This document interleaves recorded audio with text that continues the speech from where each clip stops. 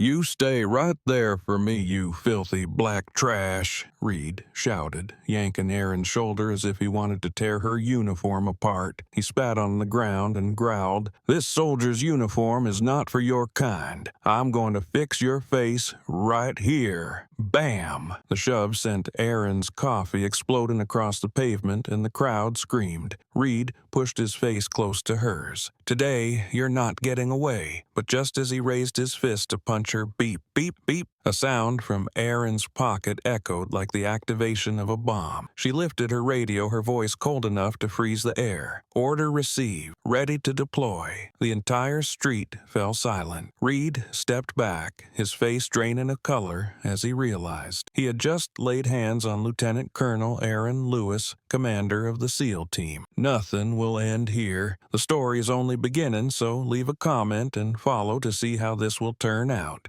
Late afternoon settled over the central avenue like a thin layer of dust, gray light covering the pavement and sliding along two towering buildings, giving the air a tired and heavy feel. Aaron Lewis stood in front of a small cafe on the corner, holding a steaming cup of hot coffee. She had just left an urgent meeting, not yet able to return to base to change out of her combat uniform that still carried the scent of the morning training. In the rush of the crowd, her presence seemed ordinary, like anyone pausing for a brief rest before going back to unfinished work. Yet, her ordinariness fell under the cold stare of someone who needed no more than a pretext to cause trouble. Two officers were patrolling the avenue. They looked neither hurried nor occupied. Their ease made it clear they were scanning for small things to turn into excuses for control. Reed noticed her first, his gaze drifting from her neatly tied hair to her steady hands holding the hot cup, then stopping at the nameplate on her chest. That look was like a light cut from a blade, shallow but deep enough filled with open contempt. He slowed his steps and jerked his chin toward her, as if marking a target. His eyes were not the eyes of someone on duty, but of a man who believed he had the right to do whatever he pleased. Reed stopped directly in front of Aaron, close enough for the tobacco stench of his breath to hit her face. His first words came out in a drawl, thick with mockery. "Do you not recognize me, girl?" His voice was not loud, yet sharp enough for a few passers-by to glance over their eyes, showing clear irritation at the blatant rudeness. Aaron looked up at him, raising a brow at the unprovoked disrespect. "I do not know you," she replied, short and steady. No fear and no challenge, only a clear line meant to keep the distance she intended. Reed smirked, the crooked curve of his mouth revealing exactly who he was.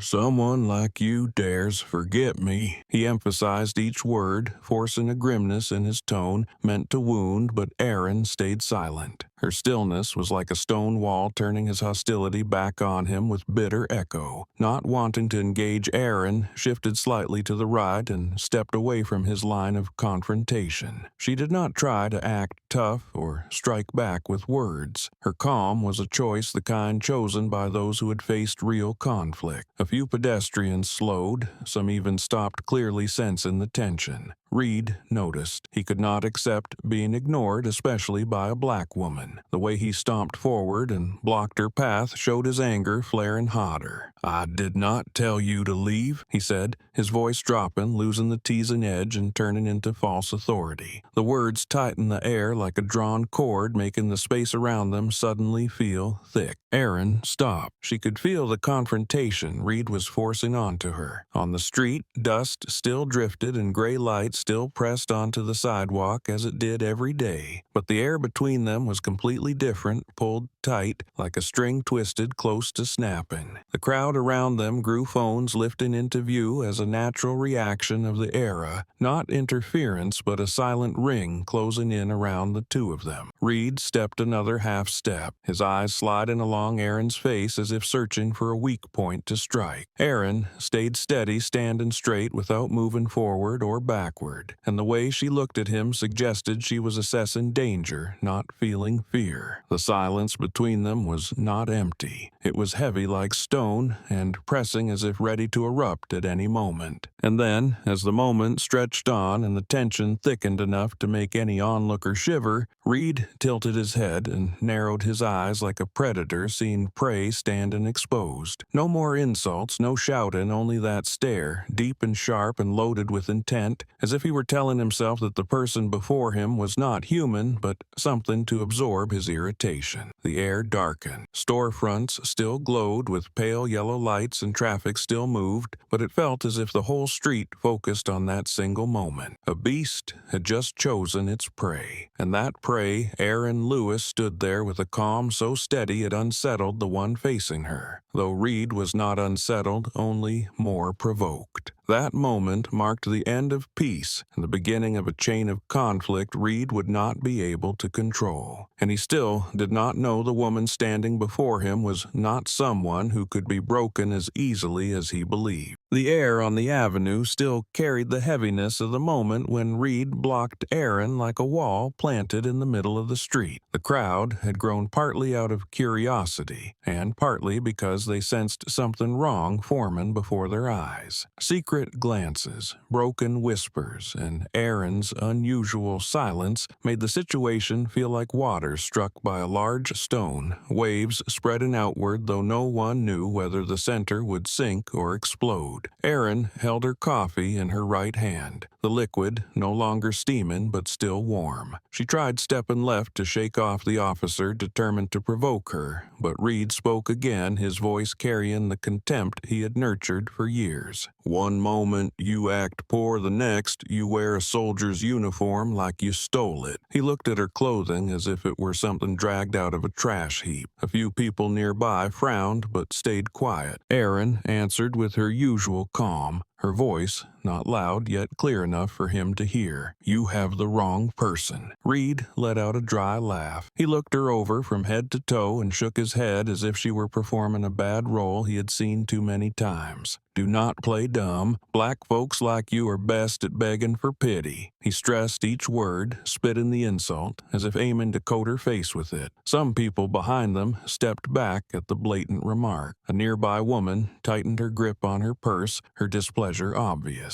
A young man lifted his phone, eyes locked on Aaron and Reed. The sounds of the city continued, yet between them the air stretched tight with invisible cord. Aaron looked at him without anger. She knew this could ignite at any moment, and the only choice was to keep her mind from being dragged into his mud. I need to go. Move, she said. Her voice did not shake and did not plead, only stating the request of someone trying to keep order and walk away from trouble. Reed stepped forward again with a thin smile. I have seen you many times. You cannot fool me. Every word held a strange implication Aaron did not understand, but she knew those were not the words of an officer doing his job. They were the words of a man enjoying the power he believed he owned. She tried stepping right, hoping to slip out of his focus, yet Reed blocked her again, this time decisively. Now stand still. I am not done. The sentence was not loud, but it struck the air like a hard knock. A few in the crowd raised their brows at the arrogance. The young man filming muttered, "This guy is going too far." Aaron stopped completely. She did not bow her head and did not avoid his stare. Her eyes carried a sharpened alertness, not from fear, but from recognizing the stubbornness in Reed's gaze. He did not simply want to provoke her, he wanted to force her into the role of a character in the rage he himself could not control. A light breeze swept along the avenue, carrying dust and the damp scent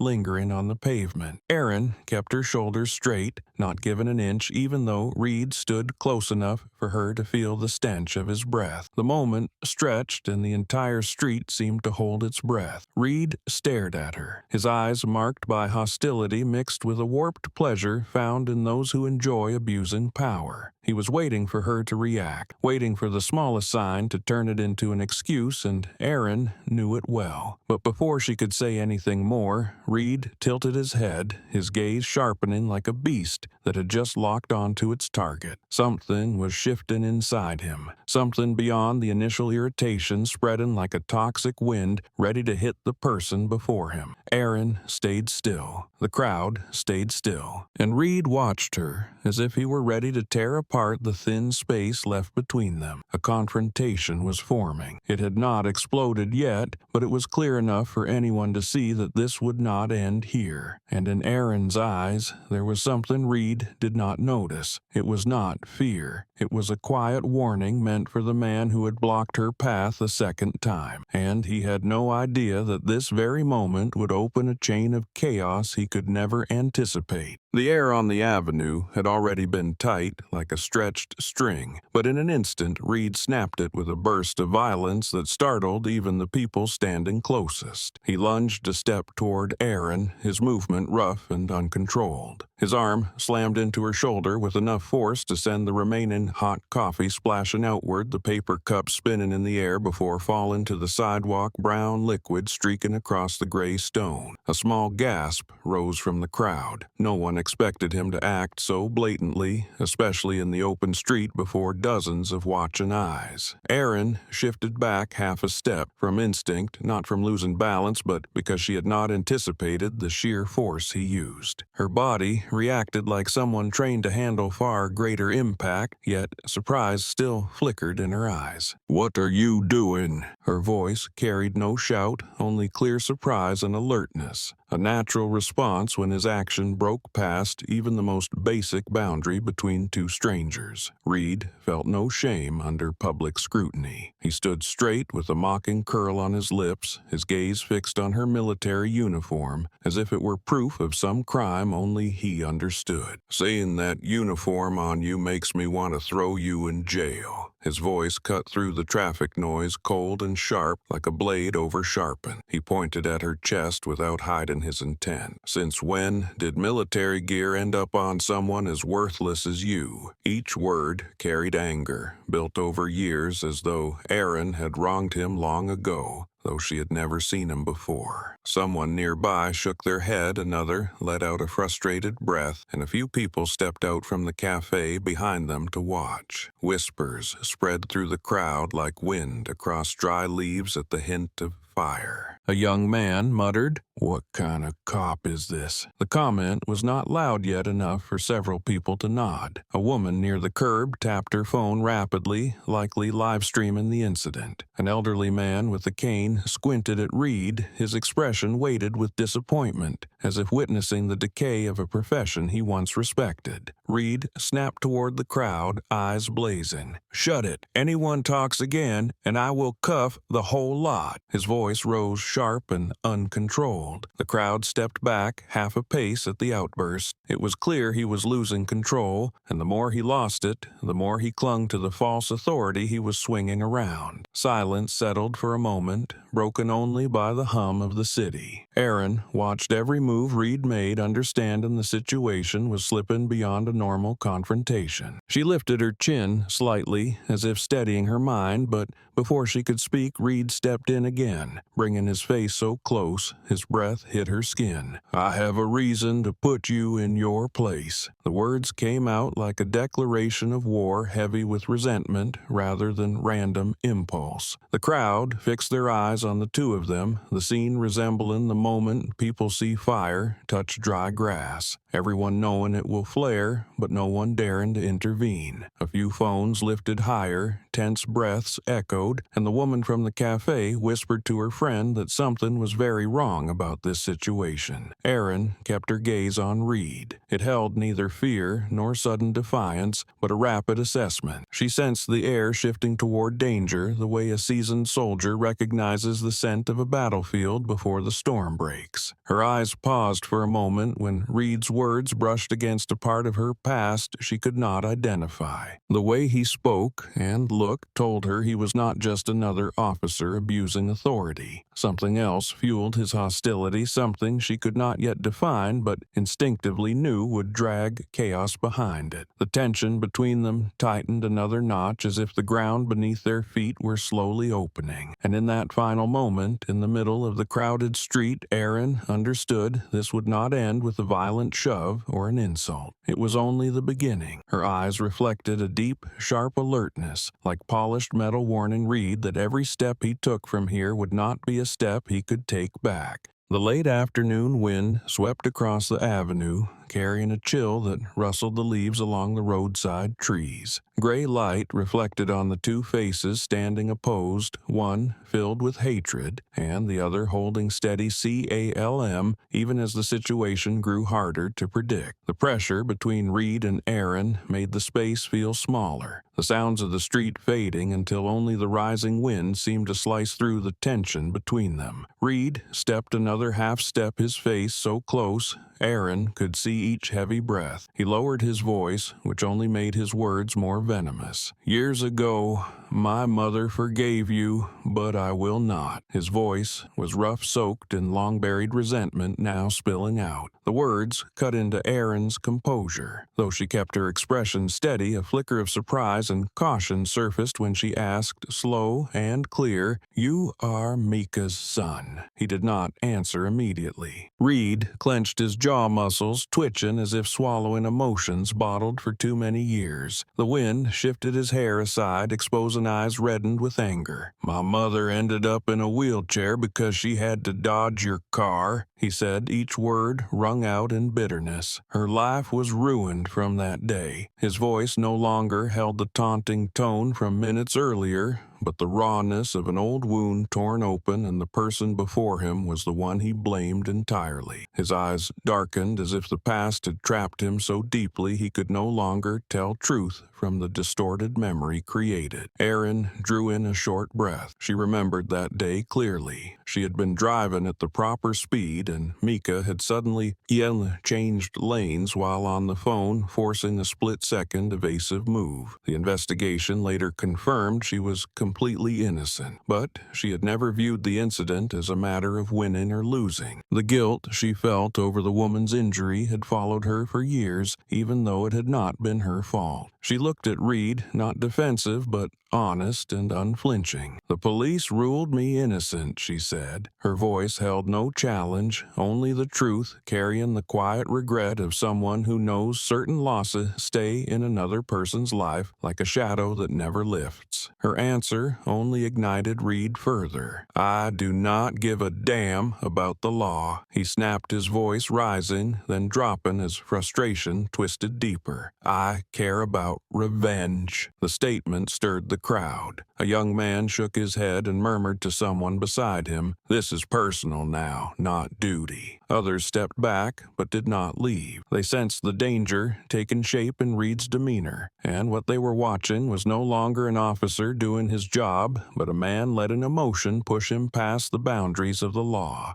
Aaron stayed still, listening to every strained note in his voice. The way he spoke about the past and about his mother made it clear he was not seeking justice. He was searching for a sacrifice to place his family's pain on, even though that pain had not come from her. Years of training had taught her that people driven by distorted emotion were always the most dangerous because they had no logic and no limits. Reed was exactly that kind of person, and she understood this encounter would not end with a conversation. Reed took another step, then suddenly reached out and grabbed her shoulder with a sharp jerk. The force made several people in the crowd gasp aloud. His fingers dug through the fabric, the gesture a clear show of dominance and threat. "I swear you're not getting away today," he snarled, his voice cracking into a rasp. The grip was not hard enough to injure, but it stretched his aggression to a breaking point, making it feel as if real violence violence was seconds from erupting. An older woman in the crowd covered her mouth, and the young man filming raised his phone higher, tension etched across his face. A little boy tugged his mother's sleeve and whispered, "Why does the police officer look so frightening?" Every gaze turned toward Aaron, who stood unmoving amid the cold wind, the traffic noise, and the fury of a man who had never healed from his own vague obsessions. Aaron looked directly at Reed. Her expression barely changed, but something in her eyes shifted just enough to show she had made a decision. She tilted her head slightly, letting the late afternoon light fall over half her face, then spoke in a low, steady tone. "You are destroying your career." The words were not heavy, but carried a truth sharp as steel.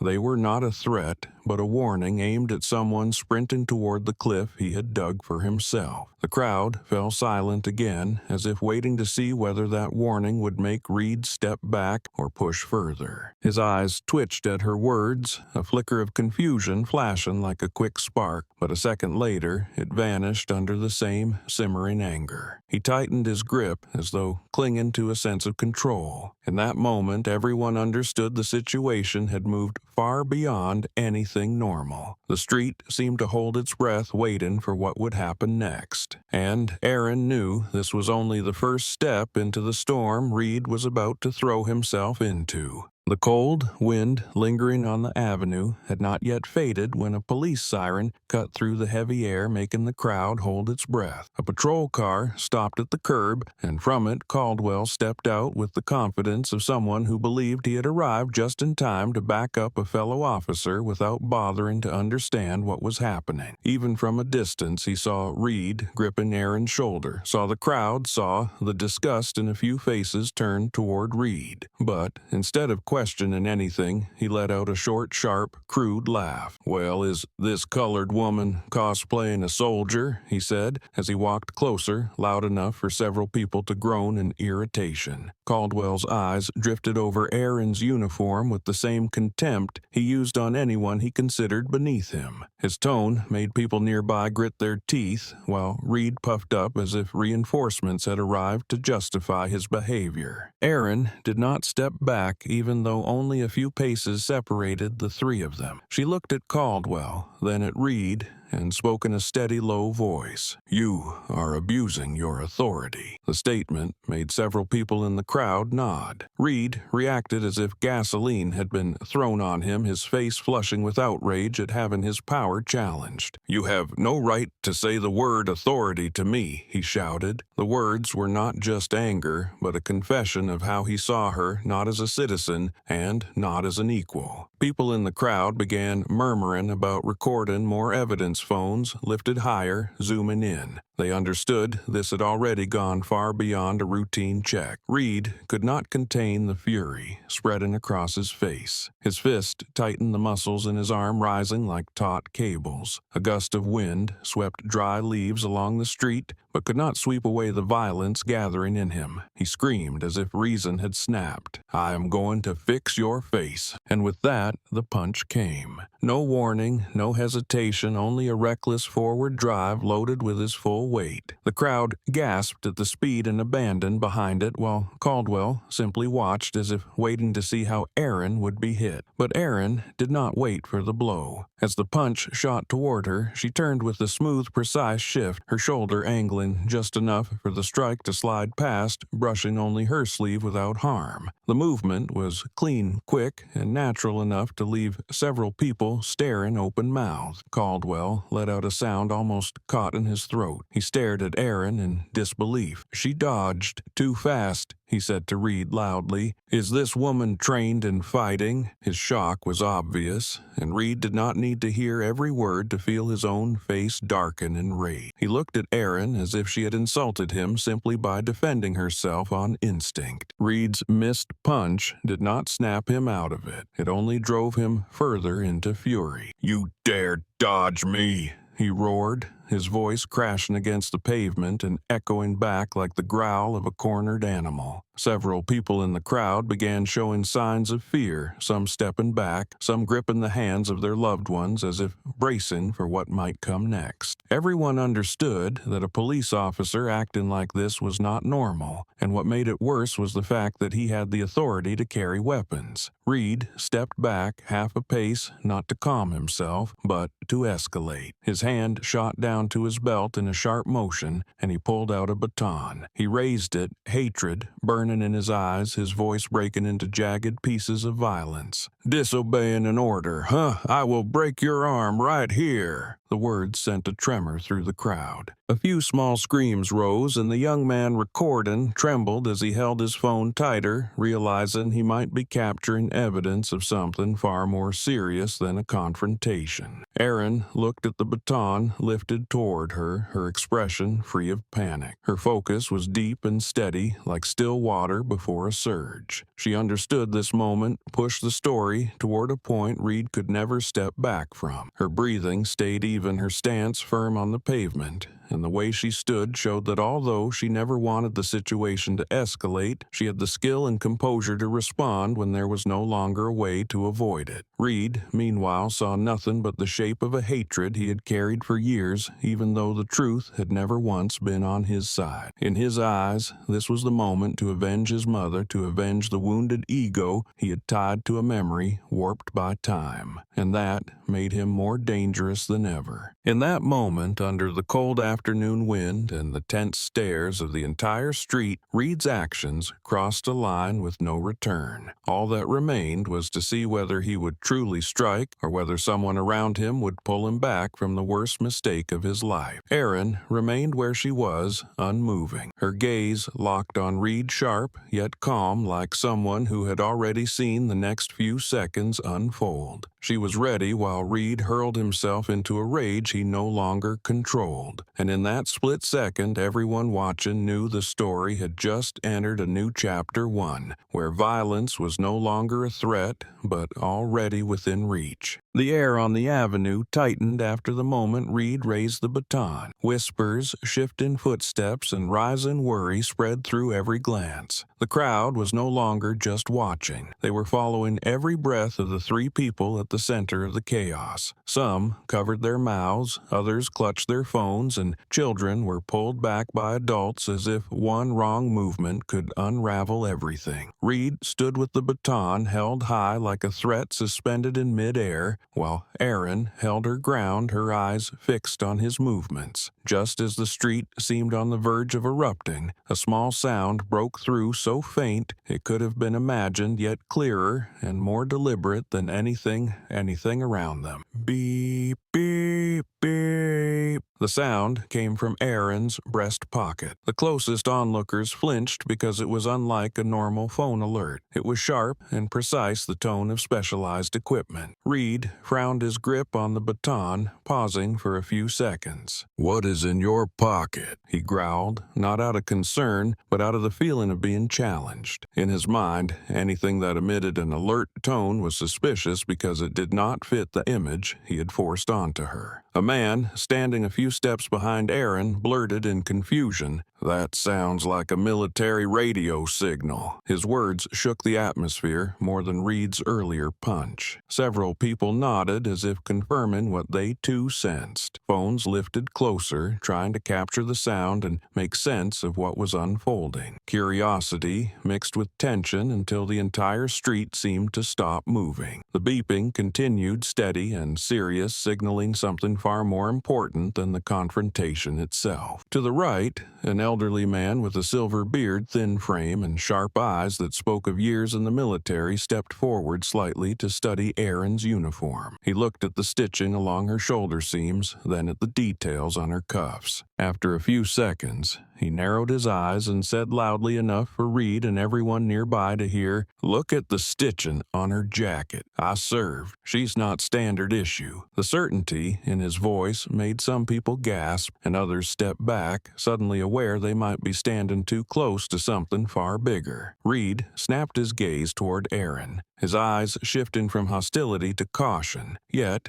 he still refused to let go of the pressure he had placed on her. He stared at the pocket emitting the beeps, then lifted a suspicious glare to her face. Something in him changed, as if a small part began to understand he might have picked the wrong target. Caldwell, who had been hovering nearby, also sensed something was off. The confidence and mockery on his face slowly drained, replaced with hesitation and fear. "Is that real?" he muttered, eyes locked on Aaron's pocket. Aaron reached into her pocket, the motion slow but decisive. Every eye locked onto her. No one knew what she was about to pull out, but the moment felt like the instant before a grenade pin is pulled. When her hand lifted a small radio from her pocket, the beeping stopped at once, replaced by the faint static of an open channel. She raised it to face level and pressed the button. Her voice came out low and firm, carrying clearly across the street. "Order received. En route." The words did not just silence the crowd. They seemed to drop the atmosphere into a deeper, heavier layer filled with foreboding. Reed stepped back half a pace, not because she had threatened him, but because the truth now unfolding threw him into a blur of fear and disbelief. "What unit are you with?" he asked, his voice hoarse and smaller than the shouting from moments before. There was no arrogance left in the question, only the fear of confronting something far beyond what he had imagined. Caldwell no longer carried the swagger he arrived with. He stared at the radio in Aaron's hand, his throat tightening as if he had swallowed stone. The crowd began murmuring again,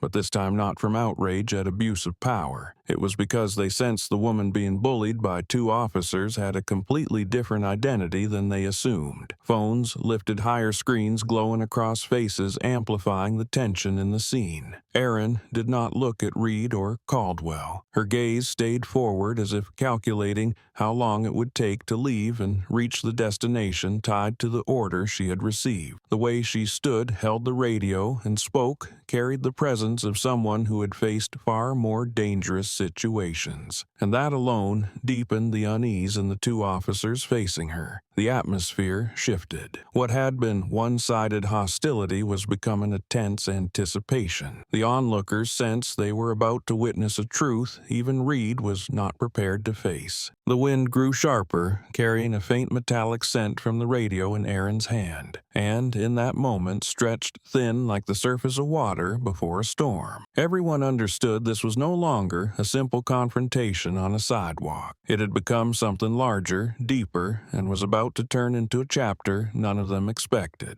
The moment the radio fell silent, the air seemed held in place by an unseen force. Wind swept across the pavement, brushing Aaron's uniform so it fluttered behind her like a quiet alarm. The crowd sensed the situation had gone far beyond normal tension. They stepped back, forming a wide semicircle, every gaze fixed on the woman standing between two officers, one who had swung a baton and one who was now trembling for reasons he could not yet name. The late afternoon cold made the atmosphere fragile like a frozen lake ready to crack under the slightest movement. Aaron gripped the radio firmly, reminding herself why she needed to leave immediately. She drew a deep breath, took a step forward, and spoke in a voice not loud but crystal clear, each word meant for the two men blocking her path. "This is my final warning. Step aside." Her tone no longer carried the softness of someone trying to keep the peace, but the weight of someone freshly assigned an important mission. It sounded like the last reminder a soldier gives before action becomes unavoidable. But Reed did not let her pass. He remained in the center of the street like a heavy shadow cast in front of her. With the reflex of a man used to wielding authority, he moved half a step ahead, blocking her again, speaking through clenched teeth. "You are not going anywhere unless I say so." It was not just a challenge, but a declaration that he still believed he controlled the situation, or at least needed to believe he did. Caldwell stood behind him, neither advancing nor stepping back, but his expression showed the confidence that had arrived was slipping. Neither man realized that the reason Aaron needed to leave was far beyond a sidewalk altercation and tied to a responsibility they could not comprehend. Aaron looked at them, tilting her head slightly, her voice dropping into something that sounded like a genuine warning. "If you stop me now, the consequences will be serious." The crowd crowd held its breath, not because of a threat, but because of the weight behind her word. Those familiar with military operations or with similar emergencies understood that when someone receives an urgent order, every second of delay can border on life and death. The elderly veteran in the crowd furrowed his brow, recognizing that the officers blocking her were playing with a fire they did not understand. But Reed did not understand. He remained trapped in his own emotional spiral, in his wounded pride, and the distorted story he carried. Aaron's warning only agitated him further, like someone slipping past the edge of a reason. He stepped forward and reached out to grab her again, and the moment he touched her, everything erupted. Aaron did not back away and did not hesitate. Her body reacted with the precision of someone trained down to every muscle fiber. She raised her left hand and swept Reed's arm aside. The motion was so clean that those standing closest heard the faint brush of her sleeve cutting through the air. The force was not enough to injure, but strong enough to knock Reed's arm offline, leaving him stunned for a heartbeat. Caldwell saw the movement and stepped forward on reflex to block her, but the moment he reached out, his wrist was caught and locked by Aaron's hand in a move so fast and exact he did not even understand what had happened. Caldwell's eyes widened as his wrist twisted back, stripping him of any ability to strike. He exhaled sharply and stepped back in instinct, blurting out in confusion, "What is she doing?" But Aaron did not stop there. With his wrist secure, she turned her body using power from her hips to drive both men backward a few steps. The movement was tight and precise, like a drill repeated hundreds of times on a training field. No excess, no anger, only skill executed at the exact moment it was needed. The crowd erupted. "What was that? Good Lord, what kind of reflex is that?" Someone shouted, their voice shaken with disbelief. "She moves like special operations phones." Recording trembled slightly in the hands of those holding them, as if even the devices sensed the truth emerging with every motion she made. Everyone watching seemed mesmerized by the sight of a black woman standing between two aggressive officers while maintaining a calm so steady it inspired both awe and fear. Reed stumbled after the deflection, but the humiliation of being pushed back by someone he had been trying to dominate fueled a loss of control. He stared at Aaron, his face twisted in rage and confusion. His eyes no longer carried the look of a man in power, but of someone facing something he could neither understand nor accept. His hand moved shakily toward his belt,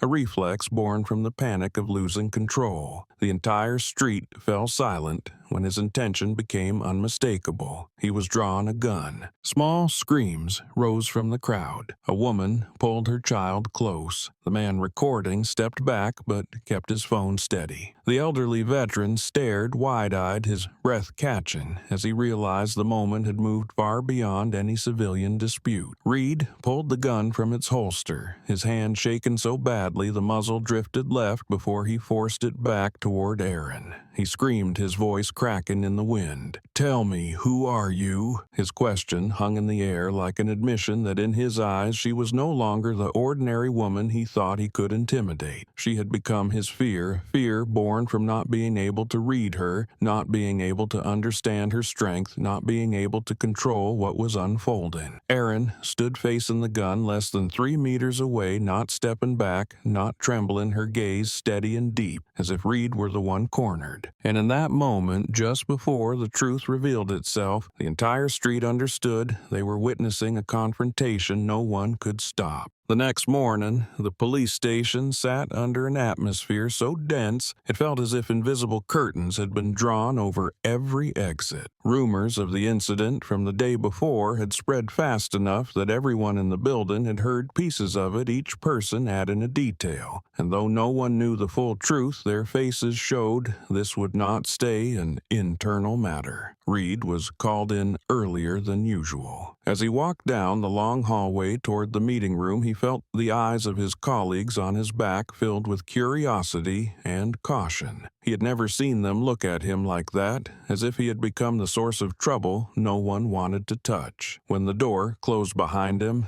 he was thrown straight into a storm of questions. He stood in the center of the rectangular room, the long table before him, and 4 members of the Internal Review Board seated on the far side. One of them slid a thick folder forward, his voice low but firm. "Reed, you are summoned for assaulting an officer in active duty. We need your explanation." The words hit him like a hammer. He fired back immediately, his voice rising in anger and confusion. "Who is accusing me? Who is she to do that? I was doing my job." He slammed his hand on the table as if trying to reclaim authority, but the tremor in his voice betrayed the opposite. The board did not react to his outburst. They looked at him with the heavy gaze of people who already knew more than he realized. A senior officer crossed his arms and tilted his head slightly as though restraining himself from expressing the disappointment written plainly across his face. Reed breathed hard, trying to recover his usual confidence, but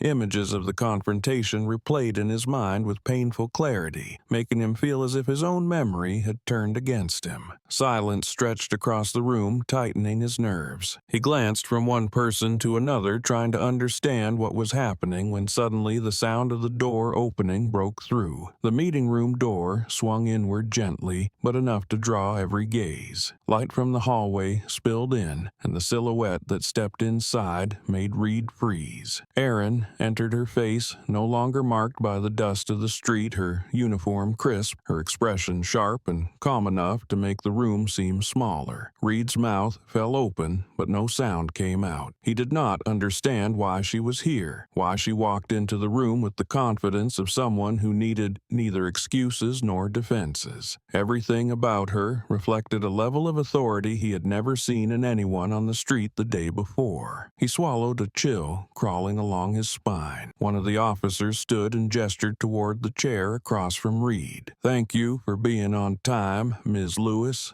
he said. Reed frowned, confused as to why a supposed civilian was being addressed with such formality. Then he heard the name clearly, and the confusion in him began twisting into fear. His colleague, a younger but seasoned officer, stepped closer and looked at Reed with a mix of pity and exhaustion. He spoke slowly, each word pressed down as if to make Reed fully grasp the weight of the situation. "You really messed up, Reed. She is Lieutenant Colonel Erin Lewis, commander of the SEAL team." The sentence split the room in two, one half sinking into heavy silence, the other collapsing completely in Reed's eyes. He stared at Erin, breath unsteady, any excuse dying in his throat under the blow of the truth. He stepped back half a pace, feeling as if someone had struck him square in the chest. His face drained of color until the veins at his temples stood out sharply. His mouth opened, but no sound escaped. He wanted to say it was impossible that she was just the woman he had confronted on the avenue yesterday, that she could not also be an officer of a special operations unit he had admired from afar. But no words formed. All his confidence and aggression crumbled before the reality sitting right in front of him. Erin took her seat, her calm presence deepening the already heavy silence. Her eyes rested on Reed for a few seconds. There was no anger, no reproach, and no pride in the fact that her identity had shattered him. Her gaze reflected only one raw truth. She was looking at a man who had driven himself to the edge and could not pull himself back. She drew a quiet breath and spoke softly, yet each word fell with the weight of stone. "You struck the wrong person, and this time you will not walk away." The sentence ended the meeting in silence. But for Reed, it was not an ending. It was the beginning of the consequences he had never imagined. And no one in the room, not even himself, could stop the path he had set in motion the moment he laid hands on Erin Lewis the previous afternoon.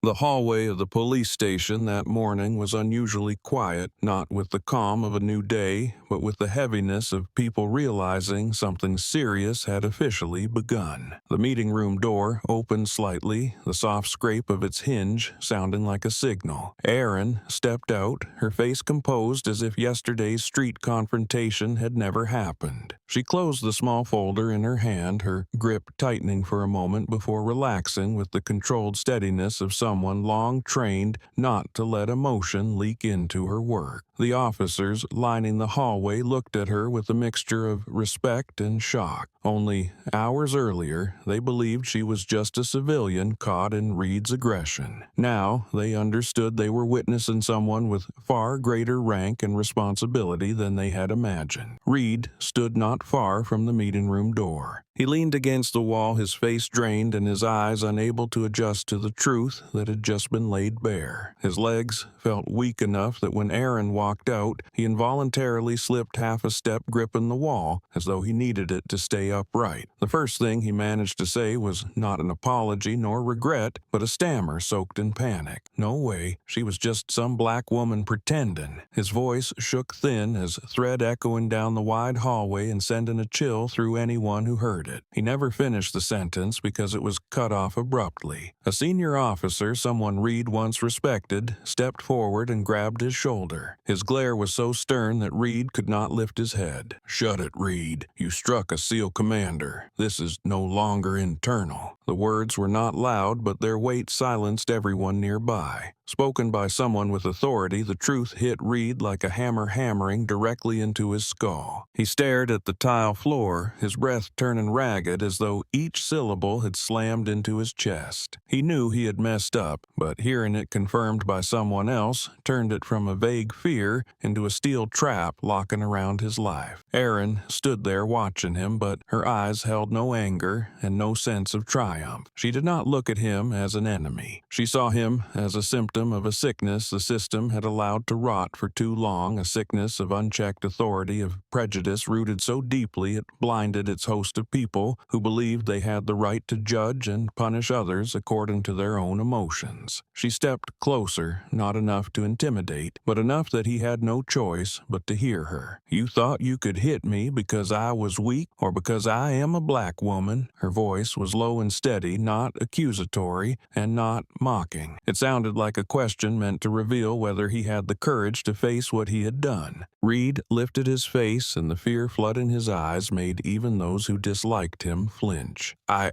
was provoked," he stammered, trying to cling to anything that resembled an excuse. But the words were weak and hollow, humiliating even to his own ears. The man who had shouted at an entire street and swung a baton at a woman now stood trembling like a child caught doing something wrong. Boot steps hit the hallway floor, drawing everyone's attention. A military colonel entered, his posture steady and his gaze severe. He did not look at Reed or at the murmuring officers. His eyes went straight to Aaron, and his voice rang out clear. "Ms. Lewis, report to me directly." The formality in his tone tightened the air. Those watching were struck speechless as they realized her standing in the military was far greater than they had imagined, and Reed, standing just feet away, nearly collapsed when he heard the name Lewis spoken with such respect. Sweat gathered on his forehead. He looked at the two of them, one a ranking officer, one a special operations commander, and understood that the aggressive posture he used on the street had completely vanished, replaced only by crushing despair. Everything he believed, everything he relied on to justify acting like a man above others, was falling apart piece by piece. Aaron followed the colonel, but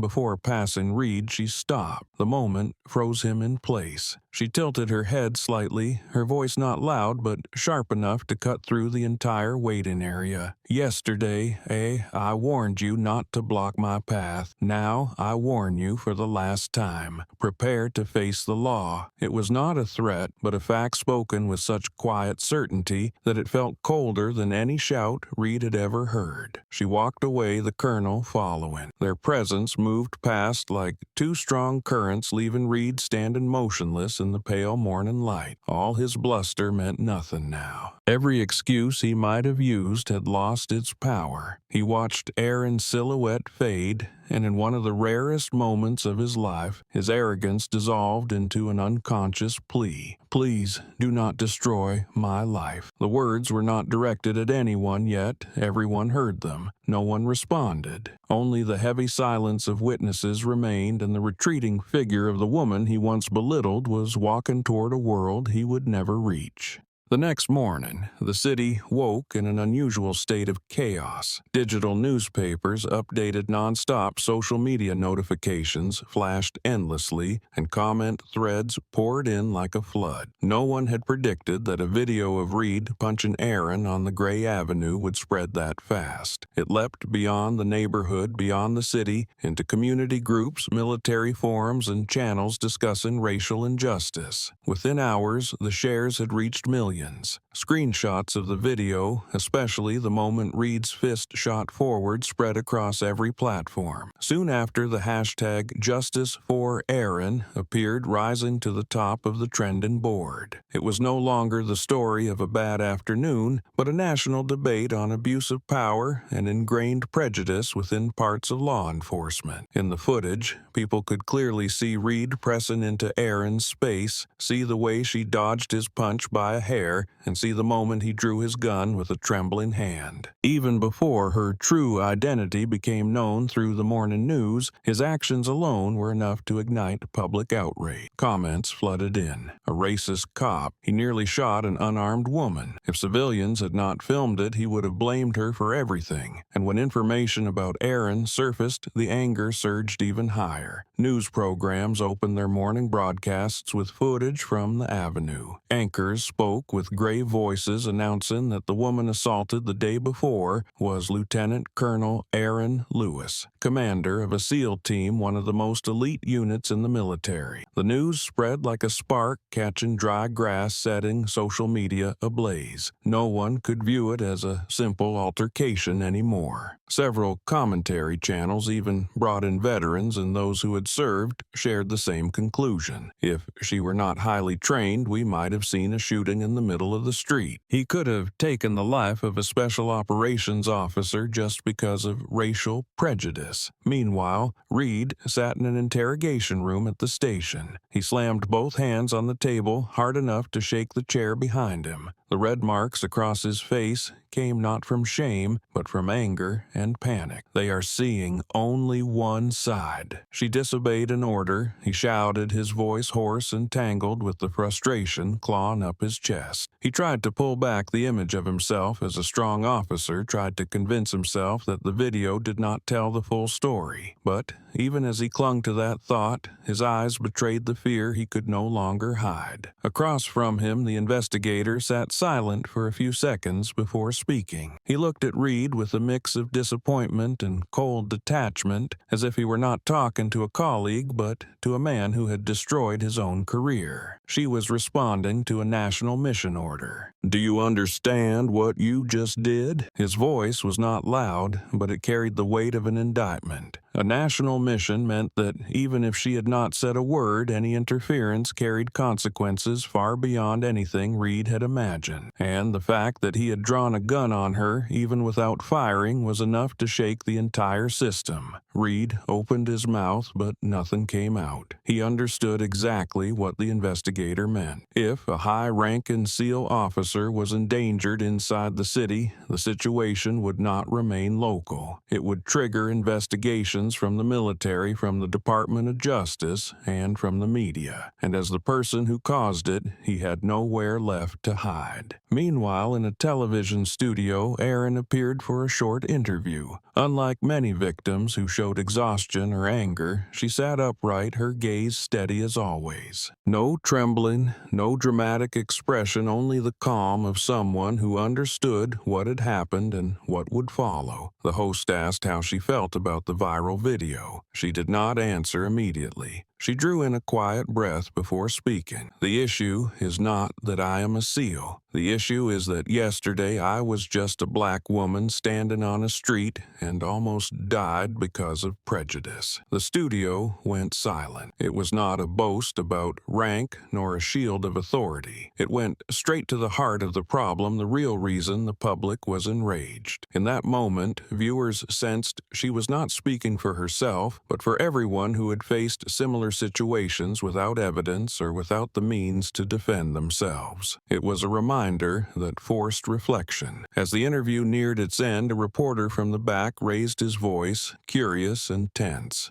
Lewis, will you press charges to the fullest extent? The question hit like another spark in the spotlight focused on her. Cameras shifted, waiting for her reaction. In the brief silence, she turned toward the reporter, her expression neither angry nor forgiving. She answered briefly, yet the brevity carried more weight than a long statement. I am not pressing charges. I'm requesting a full investigation of the entire unit. The room erupted, not in noise, but in a collective shock that spread like a wave. Her answer made it clear she was not targeting only Reed, not seeing him as the center of the story. She was aiming at the root that produced men like him. Punish only Red and the cycle would repeat. Leave the system untouched and nothing would ever change. And that was the moment the incident on the avenue officially became a shock far beyond anyone's control. Everyone understood that after her declaration, this would no longer be a simple abuse of power case. It would trigger a deep investigation and bring consequences that Reed and his entire unit would have to face. The storm had been set in motion and no one could stop it anymore.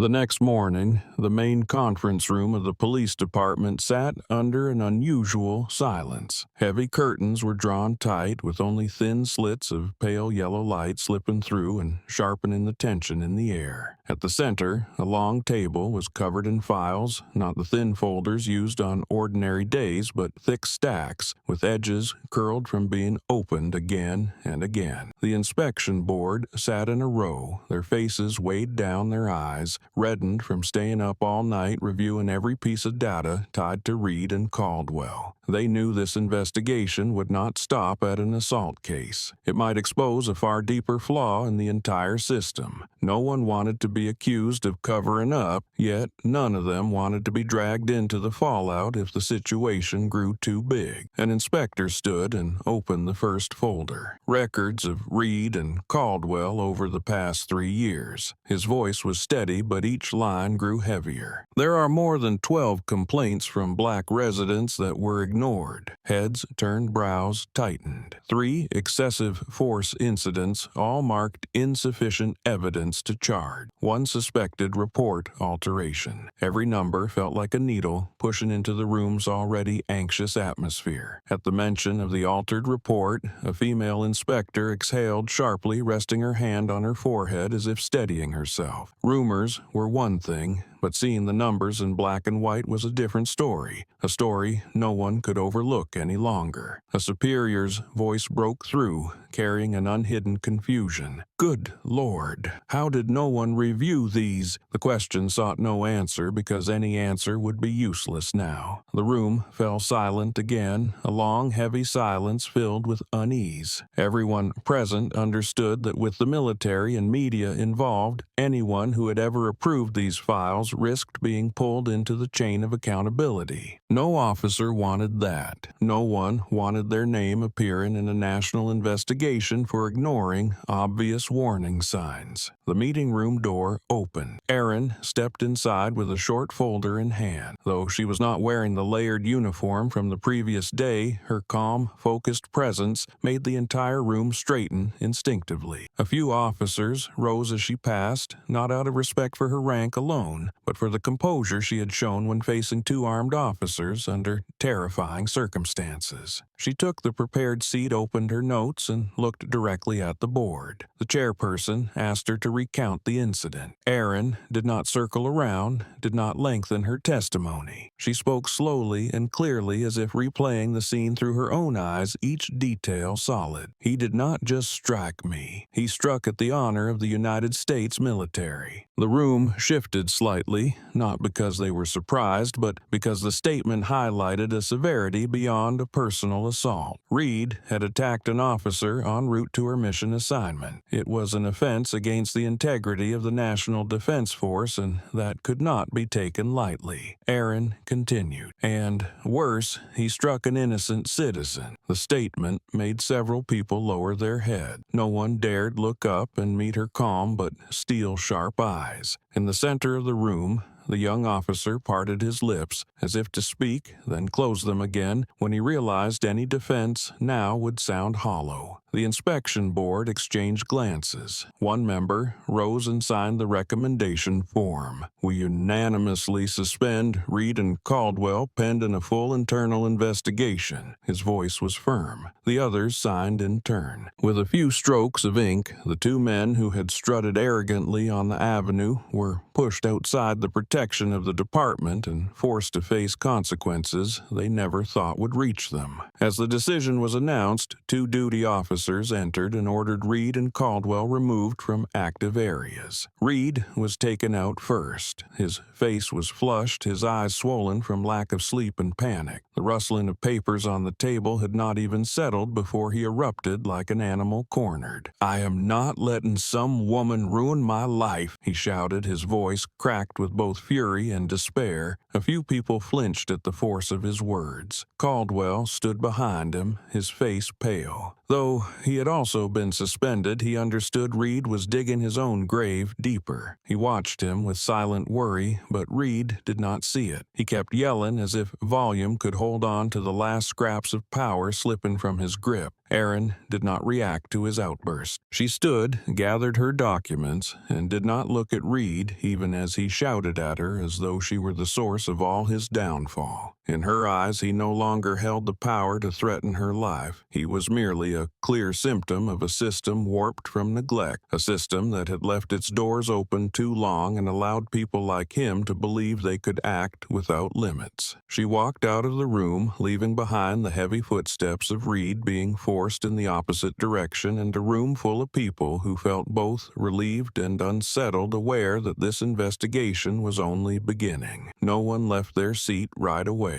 The air still churned like water violently stirred, not yet ready to settle. One inspector spoke softly, his voice still unsteady. "This story will not end here," and they all knew it was true. Because when one woman stands up and names injustice, she does not open only a case against two officers. She opens the door to examining an entire system crying for help. And Reed, whether he wanted it or not, had become the first example facing the storm.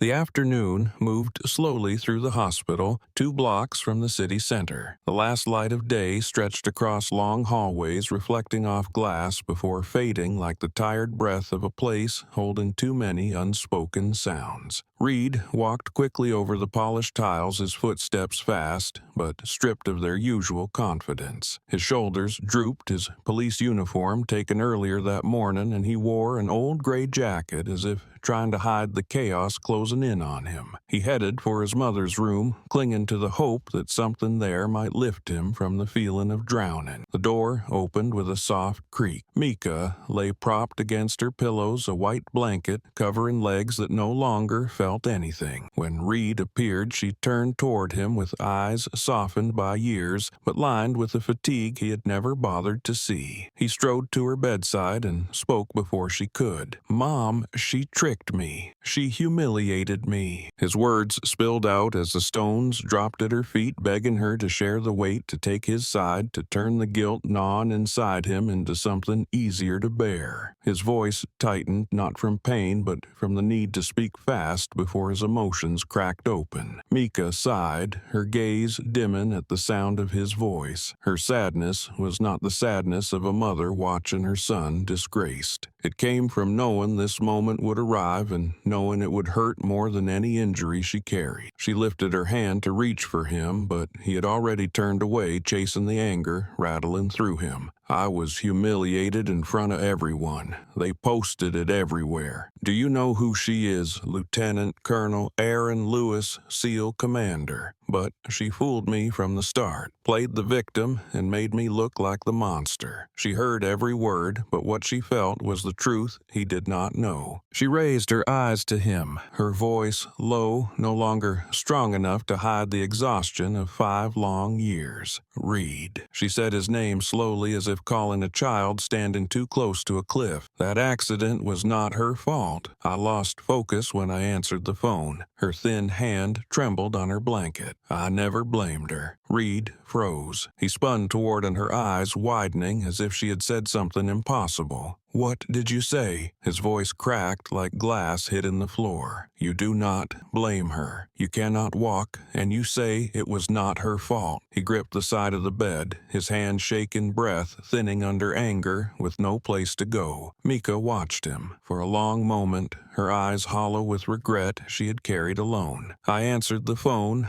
I drifted. She was not speeding, and she did not hit me. I changed lanes. She stopped in time, thank God. I never blamed her, Reed. I blamed myself." She spoke slowly, each sentence moving through a buried, painful memory. "She visited me twice. Do you not remember the young woman in uniform carrying white flowers? I told you about her." Reed did not remember. Or rather, he had never wanted to remember. He stepped back, gripping the curtain behind him to stay upright. "Why did you not tell me sooner?" he shouted, his voice cracking. "I hated her for 5 years. Every day I thought of her ruining your life. I wanted revenge. I wanted justice. And you said nothing." Mika braced her hands against the bed, lifting herself slightly to look him in the eye. "You chose to hate. She never made you hate." Her voice rang clearer than before, cutting a straight line through the chaos in his mind. Reed backed into the wall, his eyes blazing as the truth pierced the armor he had built around himself. He wanted to argue, to find something to blame on Aaron, to keep the justification that made his actions feel righteous, but there was nothing left to hold on to. The foundation he had used to convince himself he was right, that he was the stronger one, crumbled in an instant. Reed turned and punched the hospital wall. The impact echoed down the hallway, raw and desperate. He hit it again, then let his arm fall when pain shot through his hand. His whole body shook as if the anger he had weaponized for years was now tearing him apart from the inside. Tears spilled out silent but heavy, as though each drop carried the last piece of his pride. He cried and laughed at the same time, a twisted sound from someone realizing he had destroyed his life over an unverified hurt. Mika did not blame him for breaking down. She understood better than anyone how pain could mislead a person. She reached out and touched his wrist lightly, making him flinch and stop. "If you sink any deeper," she said, her voice tight but firm, "you will lose everything." The warning struck like the final bell before every door closed. It was not scolding, but the last attempt to save a man standing between a cliff and the chance to turn back. Reed stood still, letting breath drag through his chest like stone. He did not know what lay ahead, but for the first time in years he understood that holding on to hate had given him nothing but self-destruction. The hospital room fell quiet again. Only mother and son remained, one carrying the wounds of her body, the other carrying the wounds of his choices, and both understood that today was the day all truth surfaced, painful as it was, and the day they would have to begin again.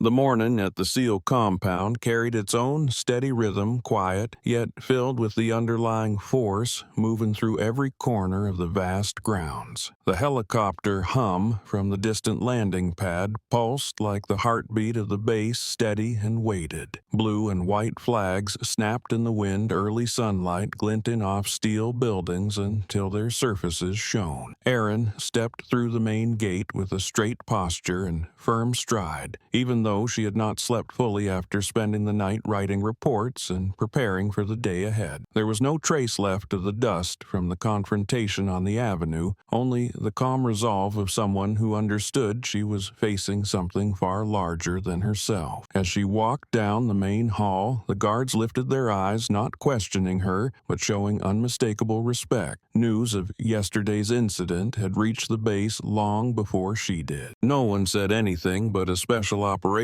officer nearly getting shot by local police in broad daylight was not a matter the military could overlook. Each step she took echoed on the smooth concrete floor, tugging faintly at the memory of what had happened on the avenue. She knew she had to report everything without leaving out a single uncomfortable detail. The office door opened into a wide, orderly room that reflected the personality of its commander. Tactical maps lined the walls, radios and folders papers were arranged neatly on the desk, but nothing about the space felt cold. Her commander, a salt-and-pepper-haired man with eyes sharp enough to see through any soldier's facade, was waiting for her. When Aaron entered, he set down his file, slowly pulled out a chair, and motioned for her to sit. "Aaron," he began, his voice deep and clear. "Yesterday you were nearly shot by a police officer." There was no anger in his tone, but there was a cutting layer beneath it that seemed to freeze the air. No one in the force wanted to hear this much, less hear that it involved a senior officer en route to an urgent assignment. Aaron kept her back straight, her gaze steady. "Yes, sir," she answered. When he nodded for her to continue, she delivered her report. "I used the minimum level of defense. I did not want anyone hurt unless I was forced to fight." Her words were both factual and grounded in the principles drilled into her since her first day in special operations. Fighting was never the priority. Restraint mattered most in a city where every misstep could trigger consequences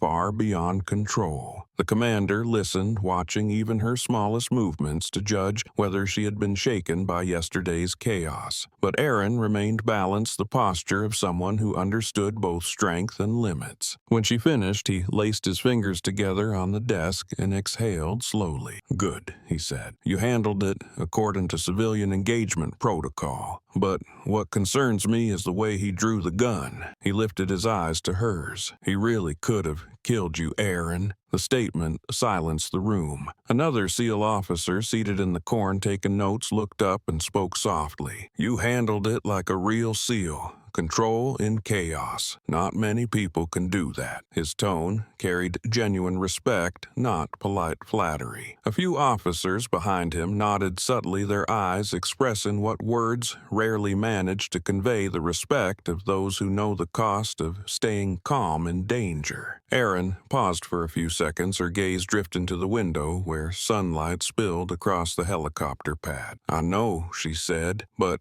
I have things worth fighting for, more than fear." The sentence added another beat of stillness to the room. No one asked what she meant. They already understood. It was about her teammates, her ideals, her dignity, her loyalty to the country, and at times the protection of the very civilians she had seen on the avenue yesterday. Those things outweighed the rage of a police officer and even the possibility that he might have pulled the trigger. The meeting continued a little longer to review the legal and military implications of the incident. The commander reminded her that the military would coordinate directly with the police department and the media to control the flow of information. Aaron listened to everything and absorbed each detail, but she also knew that no matter how tightly the military tried to contain it, the public would not look away from a truth spreading by the hour. When the meeting ended, Aaron gathered her documents quietly, feeling as though every step out of the room carried twice the weight of yesterday. Yet she did not complain and did not show fatigue. She merely tightened her grip on the file slightly and walked toward the hall. Each teammate who passed her looked at her with deep respect, not because of her rank, but because of her unshaken posture in the face of chaos, the very spirit of the force they all served. She had only walked a few meters when her phone vibrated. A call from the city's legal office lit the screen. Aaron stopped and hailed lightly and answered. On the other end, a legal officer spoke with crisp seriousness. "Lieutenant Colonel Lewis, you're required in court tomorrow as a witness." Aaron stayed still for a moment, letting the words settle. She understood this was the next unavoidable step. The legal battle had begun, and she had been placed at its center, not because she chose it, but because the truth demanded she stand. The helicopter hum rose again, mixing with the wind, sliding through the long corridor. Aaron nodded once, her voice steady as ever. "I will be there." The call ended, and she continued walking, each step firm, carrying the weight of truth and the expectations of those watching her. In that moment, the SEAL compound felt strangely quiet, as if it too understood that from here on the story had entered a new chapter, a chapter in which not only Reed but the entire system behind him would have to face what was coming.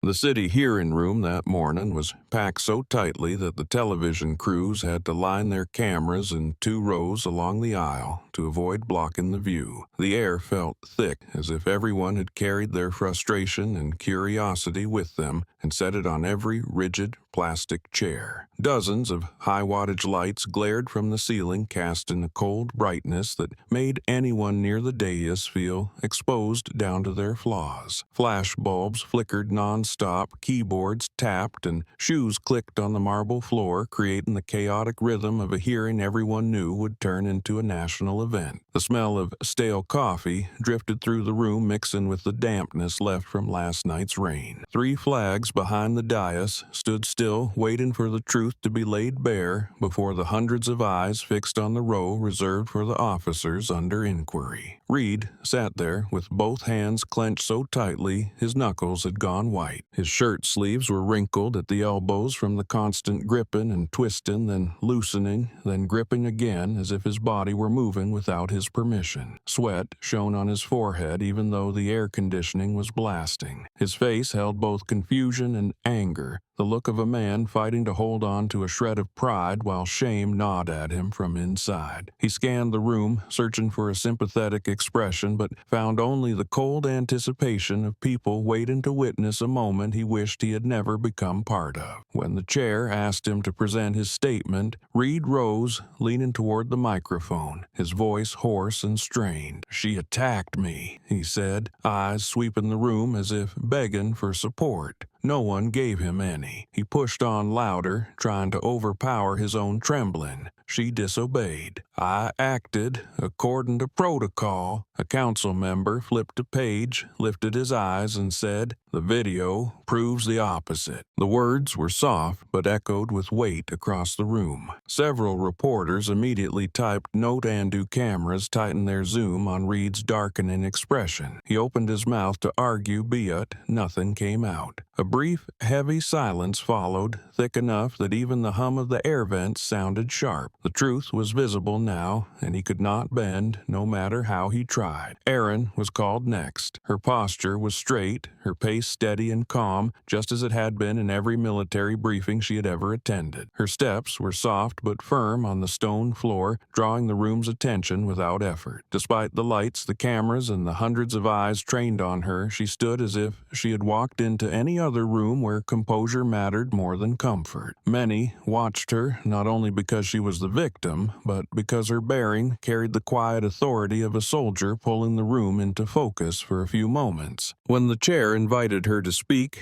Erin placed her hands lightly on the table and looked directly at the council. "I did not retaliate," she said. Her voice was clear, without bitterness, without defensiveness. The room leaned in. There was no tremor in her tone, no attempt to dramatize what had happened. She spoke as someone trained to face chaos without letting it distort her judgment. And in that stillness, her presence alone drew a sharp contrast between the two testimonies, one shaken, fractured, and frantic, the other steady, precise, and unshaken by the storm that had brought them all there. "I only avoided unnecessary harm." The words silenced the room for a few seconds. No one moved. Her tone was not meant to defend herself, only to state the truth as it was. She continued, "I do not want the police to be seen as the enemy, but that day I was treated as if my existence alone was a threat." A few members of the press row glanced at one another, nodding slightly. Not because she was a SEAL,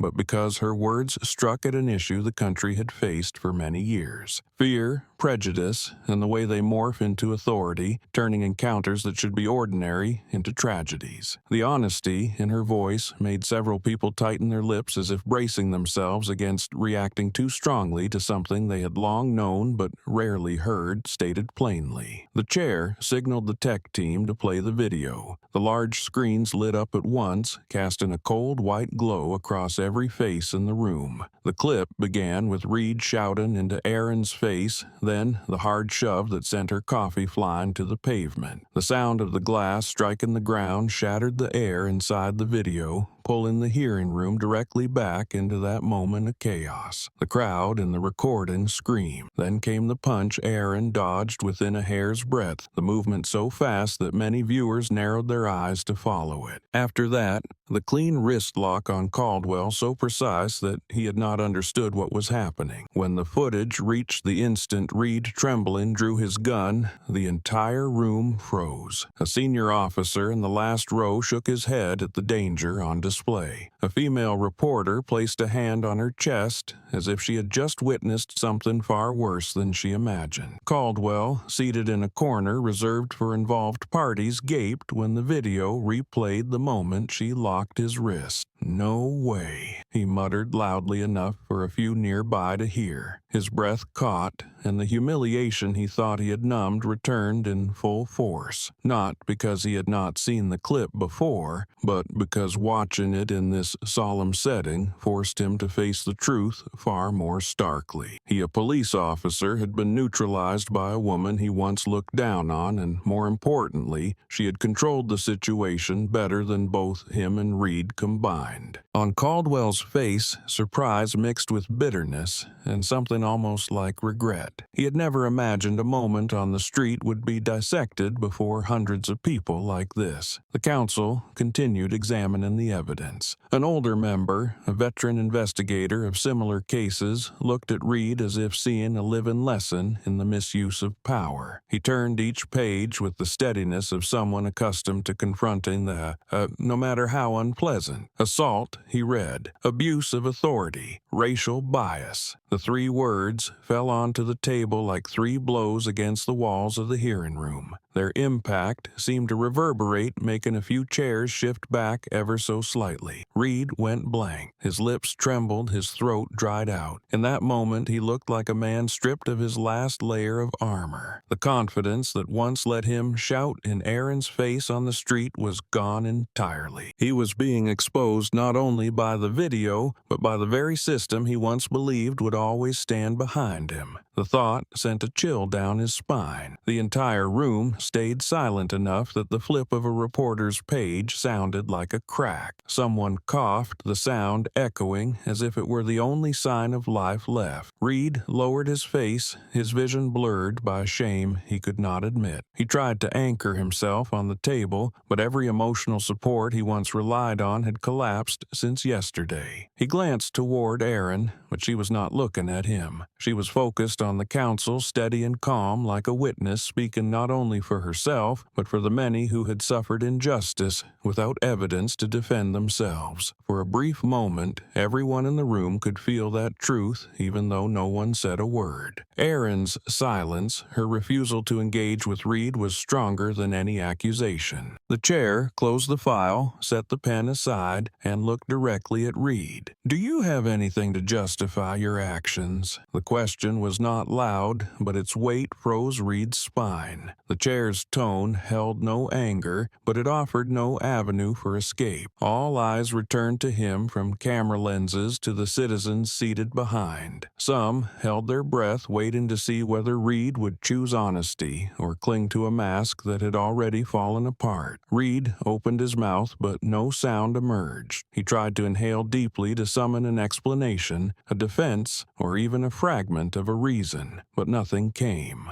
The anger, the sense of insult, the warped memory, the illusions of authority, none of it stood by him now. Every justification he once believed solid had been nothing but thin fog vanishing under direct light, and so Reed stayed silent, utterly still. Not even a sigh dared escape his chest because he feared that one strong breath might shatter the last fragile image he was trying to hold together. No one in the room breathed loudly. Someone discreetly smoothed the sleeve, trying to ground themselves against the tension squeezing everyone's shoulders. They all knew that from this moment on the path before Reed would be harsher than anything he had ever imagined. He was no longer a police officer defending a reputation. He was a man forced to face the consequences of his own actions. Aaron stood across the room, hands still on the table, her expression unchanged. But everyone understood that this hearing was not only about clearing her name, it was about redefining the boundary between power and responsibility. The hearing ended, but the the real confrontation between Reed and the truth had only begun. And as people rose from their seats, the scrape of chairs, the footsteps, and the quiet clicks of cameras packing up blended into a strange echo, the final sound of a historical door closing before another opened, one that Reed would be forced to walk through, no matter how long he had avoided it.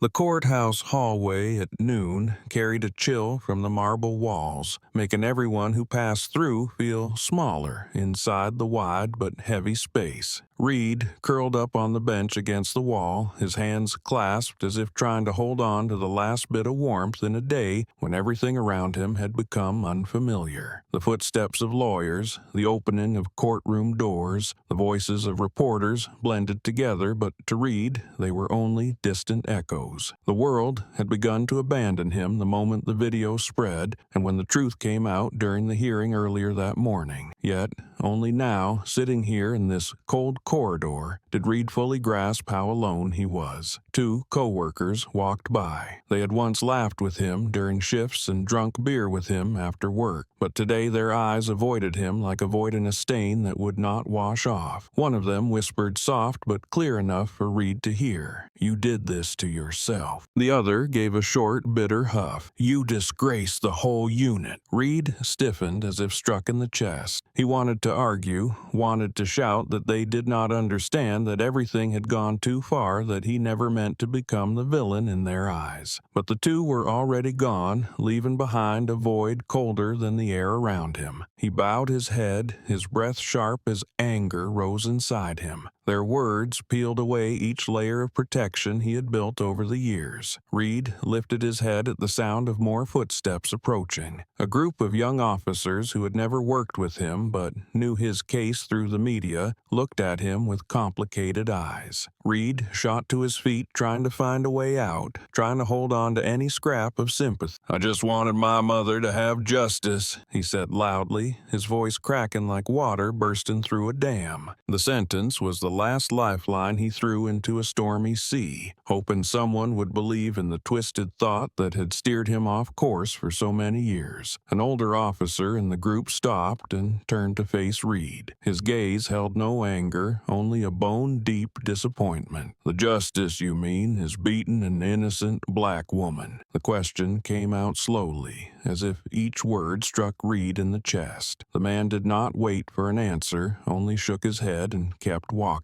Reed stood frozen, his lips moving as if trying to speak again, but no sound came. Because now he could no longer tell the difference between justice and the hatred he had turned into a flawed ideal to cling to. Military boots sounded from the far end of the hallway, steady and strong. Erin appeared with two escorting officers. She had just left a meeting room with the military attorney. As she walked past Reed, their contrast sharpened even more. She moved straight ahead, eyes forward, every step showing the confidence of someone who did not need anger to stay standing. Reed could not bear it. He shot up as if yanked by the resurgence of fury, ran a few steps, and blocked her path. "You turned me into trash," he screamed, his voice filled with both pain and despair. The scream echoed against the high ceiling of the hall, drawing every gaze toward them. Here is the full American English translation in 5 continuous paragraphs, matching the structure and meaning exactly with no additions or omissions. All numbers written in words, no arbitrary line breaks minimal use of dashes. Erin stopped. She did not flinch and showed no sign of avoidance. Even with only a few steps between them, she held a calmness that forced others to look at themselves. "I did not create you," she said, her voice steady enough to push Reed further out of control. "I was just the person you picked the wrong day to bully." Her words carried no contempt and no mockery, yet they were sharp enough to cut through the heavy anger Reed wrapped around himself. It was not a line meant for revenge, but a reminder of the responsibility he had dodged for so long. Reed froze at her words. His lips trembled, his eyes reddened as if something inside him was cracking open. He let out a long breath, his dazed stare fixed on Erin like someone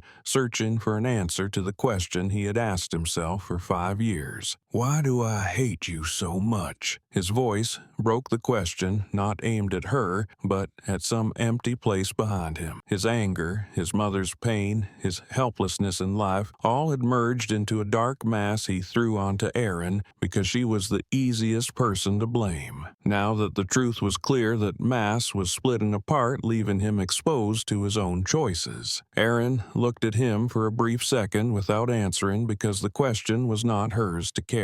It belonged to Reed to unravel the process he had to unravel himself. She walked on, leaving Reed standing like a hollow figure, unsure where to step next. A shout rose from the hallway to the left, startling everyone. Caldwell was being dragged away in handcuffs by two security officers at a speed that allowed no resistance. His face was flush sweat streaking down even though the air conditioning blew strongly. "Reed," he screamed, his voice torn by fear. "They are going to take you down too." The words burst out like a final warning from someone sinking deeper into the abyss. Caldwell was pulled around the corner, then disappeared, leaving behind the slap of shoes and the tense smell of sweat in the air. Reed watched him go, panic filling his eyes. The two of them had stood on the same crooked belief, yet now everything was falling away like dry leaves swept off by the cold draft cutting through the corridor. He sat down again, his head dropping so low his forehead nearly touched his knees. No one looked at him as a police officer anymore. No one whispered that he had only slipped for a moment. Reed understood clearly the instant Caldwell was taken away that this was no longer the story of two individuals. It had become a lesson for an entire system. And he, whether he wanted it or not, was the first example being brought into the light. The hallway stayed busy, but Reed sank into his own darkness where no one else's voice could reach. Only his heavy breathing remained, and the sense of collapse spreading through him like cracks across glass, signaling one truth: the moment a person is weakest is the moment they are strongest for change. The afternoon inside the Special Investigation Office carried its usual faint chill like a draft slipping in from an old archive drifting through long corridors where the city's most sensitive files were kept. Today, that cold felt heavier, as if every curtain, every sheet of paper, every breath in the meeting room was waiting for a buried truth to rise to the surface. The investigation council members had arrived early, all sitting upright, none daring to lean back because everyone understood that this meeting was no longer about handling two individuals, but about determining where the cracks in the entire system had begun to spread. On the large table at the center of the room lay a thick file stack, several hundred pages high, its corners slightly bent from being opened and reopened. When the council chair lifted the report, the rustle of paper rang sharply through the quiet, marking the start of a new chapter. "Internal investigation report," he said slowly. "The final results are in." Eyes around the table shifted toward the file. A council member adjusted his glasses and read the opening section aloud, unable to hide the weight in his tone. "Reed and Caldwell have committed multiple violations over several years." He paused briefly before continuing. 12 complaints from black citizens were dismissed. 3 excessive force incidents. 1 suspected report alteration. Soft murmurs broke out, some and shaking their heads, others closing their eyes as though acknowledging that the system they belonged to had allowed this to linger for far too long. The silence that followed was not for reflection, but because no one knew how to react properly. A council member tapped his pen lightly on the table, trying to regain his composure. "This is a failure in oversight," he said, "and its consequences are being exposed right before us." The room sank into stillness. What they once believed to be an isolated confrontation had become evidence that the laws meant to be upheld had long been bent by those entrusted to uphold them. The chair turned to Erin, signaling her to speak. She sat beside the military attorney, her expression steady, hands loosely interlaced but never trembling. When she rose, the entire room shifted its attention toward her, as if expecting a fierce condemnation of the officers the city now despised. But Erin had not come to punish. She looked directly at the council, her gaze calm-shaped by someone who deeply understood danger, hatred, and the aftermath of losing control. I do not want them imprisoned because of me," she said, her voice low and firm. Several members lifted their heads in surprise. Aaron continued, "I want the system to change." The room shifted subtly, as if a draft had passed through. Unlike the usual victims who appeared seeking compensation or punishment, Aaron stood before them carrying no personal grievance, only a broader vision for what needed repair. A council member leaned back, eyes wide. Someone who was attacked still says that he asked as though doubting his own hearing. Aaron looked at him, her gaze neither softer nor harsher, but marked by the understanding of someone who had witnessed how people changed when pushed into fear and hatred. "I have been on the battlefield," she said. The words began gently like an introduction, but as she continued, the room fell completely silent. "I know the smell of hatred. I know how it can destroy a person, a family, a unit, and I do not want America to rot because of it." She looked at each member of the council. Their misconduct must be addressed, but what matters more is understanding why they were able to act that way. The root has to be fixed. If not, more people like me will end up standing here. And the next one might not be lucky enough to survive. Her words brought on the longest silence of the meeting. Several council members turned their faces away, not out of discomfort, but because they were struck by the sincerity of a soldier who had faced danger, yet still held a deeply human view of justice. Another member tapped the table lightly, attempting to break the tension. "Ms. Lewis," he said, his tone noticeably gentler. "What do you propose?" Aaron answered without hesitation. "Reform. The oversight process require mandatory review of officers with complaint histories, strengthen anti-bias training, and enforce periodic psychological evaluation." She drew a slow breath, not to punish them, but to keep anyone else from becoming their victim. Council members exchanged looks. Some nodded as though they had been waiting for someone to say this aloud. Others scribbled notes quickly. The council chair lifted his pen, turned it once between his fingers, then set it down. He held Aaron's gaze for a long moment before speaking. "We will consider a full procedural reform." The statement swept through the room like the crack of an old shell finally breaking. Everyone present understood that this decision was not just about Reed or Caldwell, but about the future of the entire department, perhaps even the city. It opened a door not to revisit mistakes, but to begin repairing them.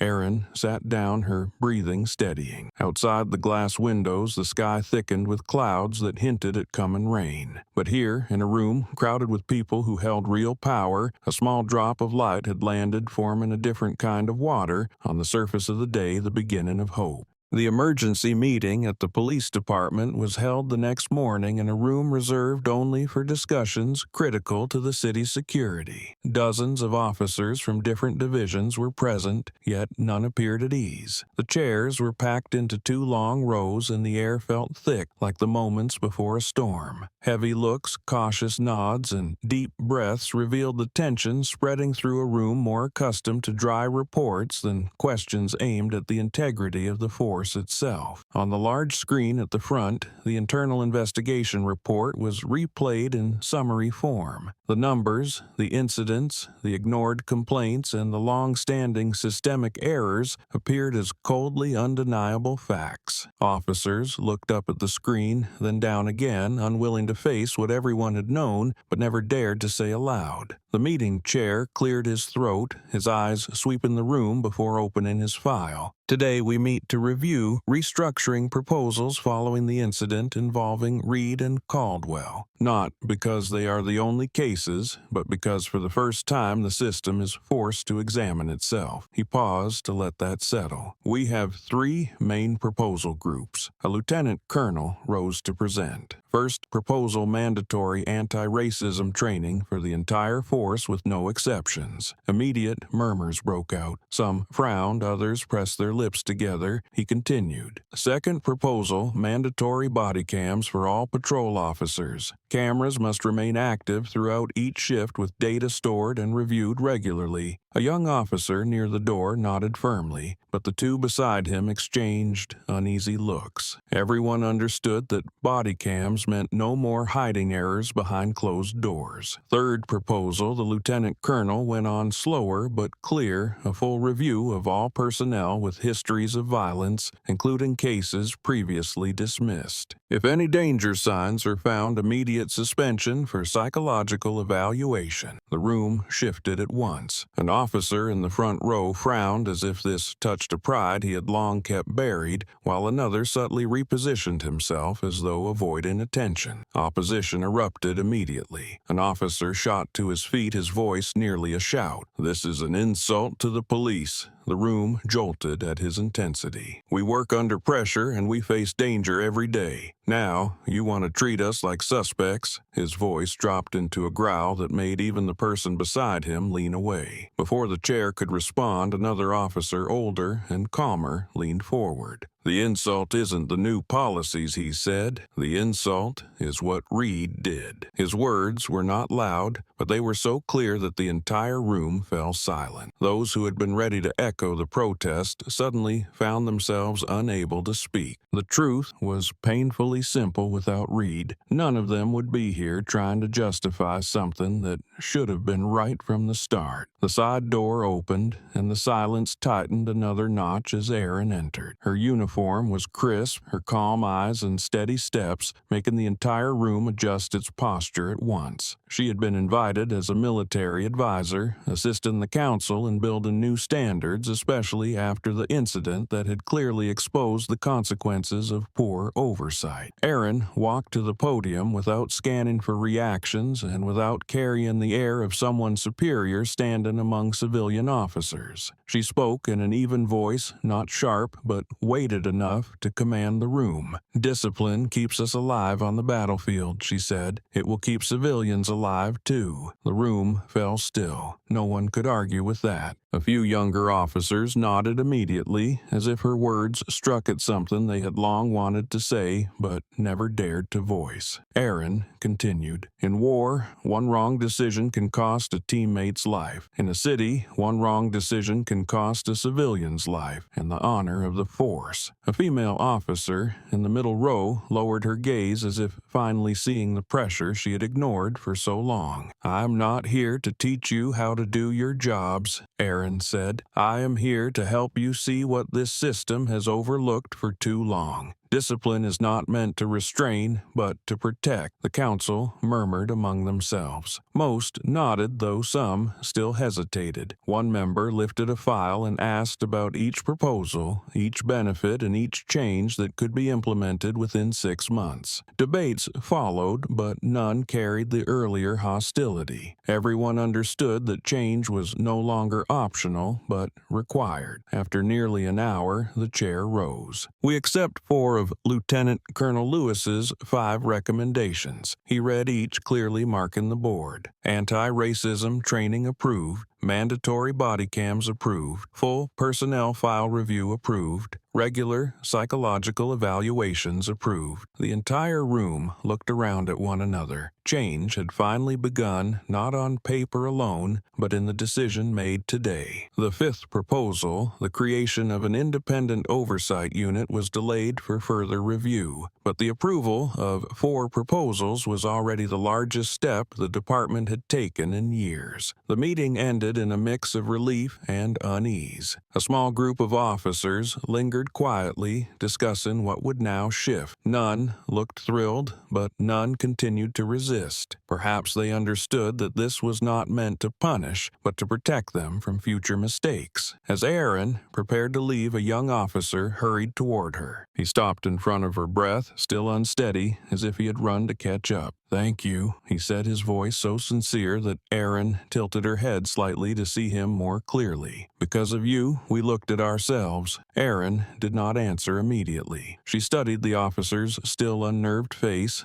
then gave a slight nod. "What matters is not looking back," she said. "It is fixing what you find." The young officer stood silent for a moment, then managed a strained but hopeful smile. He turned and merged into the flow of people leaving the meeting room, carrying with him the feeling that for the first time in many years his department might might actually change. As for Erin, when she stepped out of that room, she knew the road ahead was still long. But at least today a door had finally opened. A door that entire city had waited far too long to see. The room Reed sat in was so dark that, without the faint light slipping through the doorframe, one could have mistaken it for a place abandoned long ago. The overhead light was off, leaving only the television casting a cold blue glow across the gaunt face of a man who had lost far more than he ever imagined. He sat, curled in front of the wooden table, his jacket thrown over the back of a chair like the remnant of a day far too long for him to bother folding it. The room was large, yet through his eyes it seemed to shrink as if the walls were slowly closing in, thickening the air into something heavy and suffocating that he tried to push back with shallow, trembling breaths. On the screen, a reporter repeated the story. The footage Reed had tried to avoid but had been forced to watch dozens of times since the incident filled the television again. The anchor spoke slowly, pressing each syllable as if to ensure the entire country heard it clearly.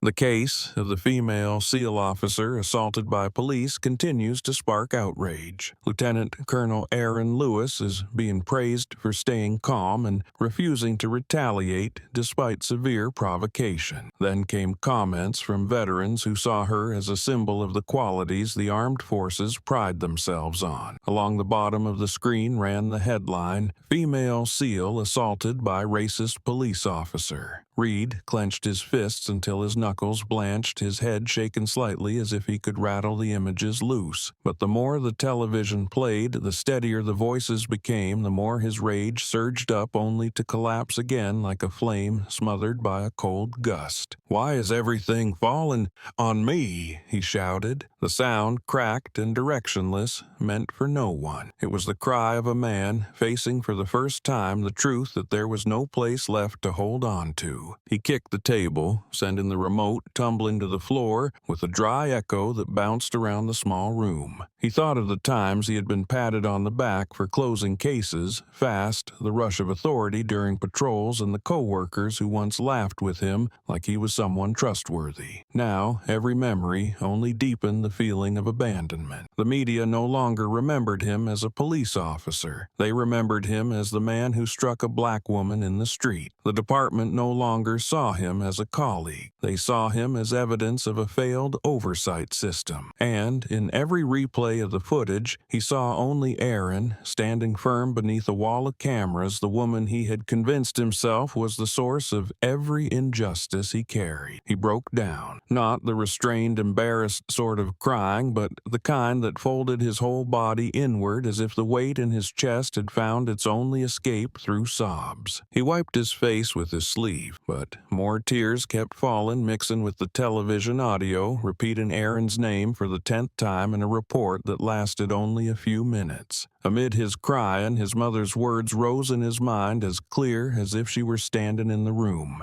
"If you sink any deeper, you will lose everything." Once, meant as a warning, the words now struck like a hammer on the surface of his thoughts, stirring up the mud he had avoided for so many years. Reed grabbed his head fingers, digging into his hair as if trying to rip the memories out. But the more he tried to pull them away, the sharper they became. He saw his mother on the hospital bed, her eyes heavy with sadness, but free of blame. He remembered her trembling voice telling him the accident years ago was not Aaron's fault. He remembered choosing to believe hatred over truth. He remembered nurturing it as an excuse to ignore his own incompetence, his disappointment, and the fear he hid beneath the uniform. Reed shot to his feet, took a few steps, then stopped. The room felt like it was crushing him. He opened the window, but even the cold air did nothing to steady him. He braced his hands on the frame like someone trying to hold back a wave. "I have to get out of here," he whispered. The thought of running flashed through him like lightning in a dark sky. He imagined himself driving out of the city to a place where no one knew him, leaving everything behind. But after only a few seconds, he understood it was the fantasy of a desperate man. He could not run. There was nowhere to hide. And more than that,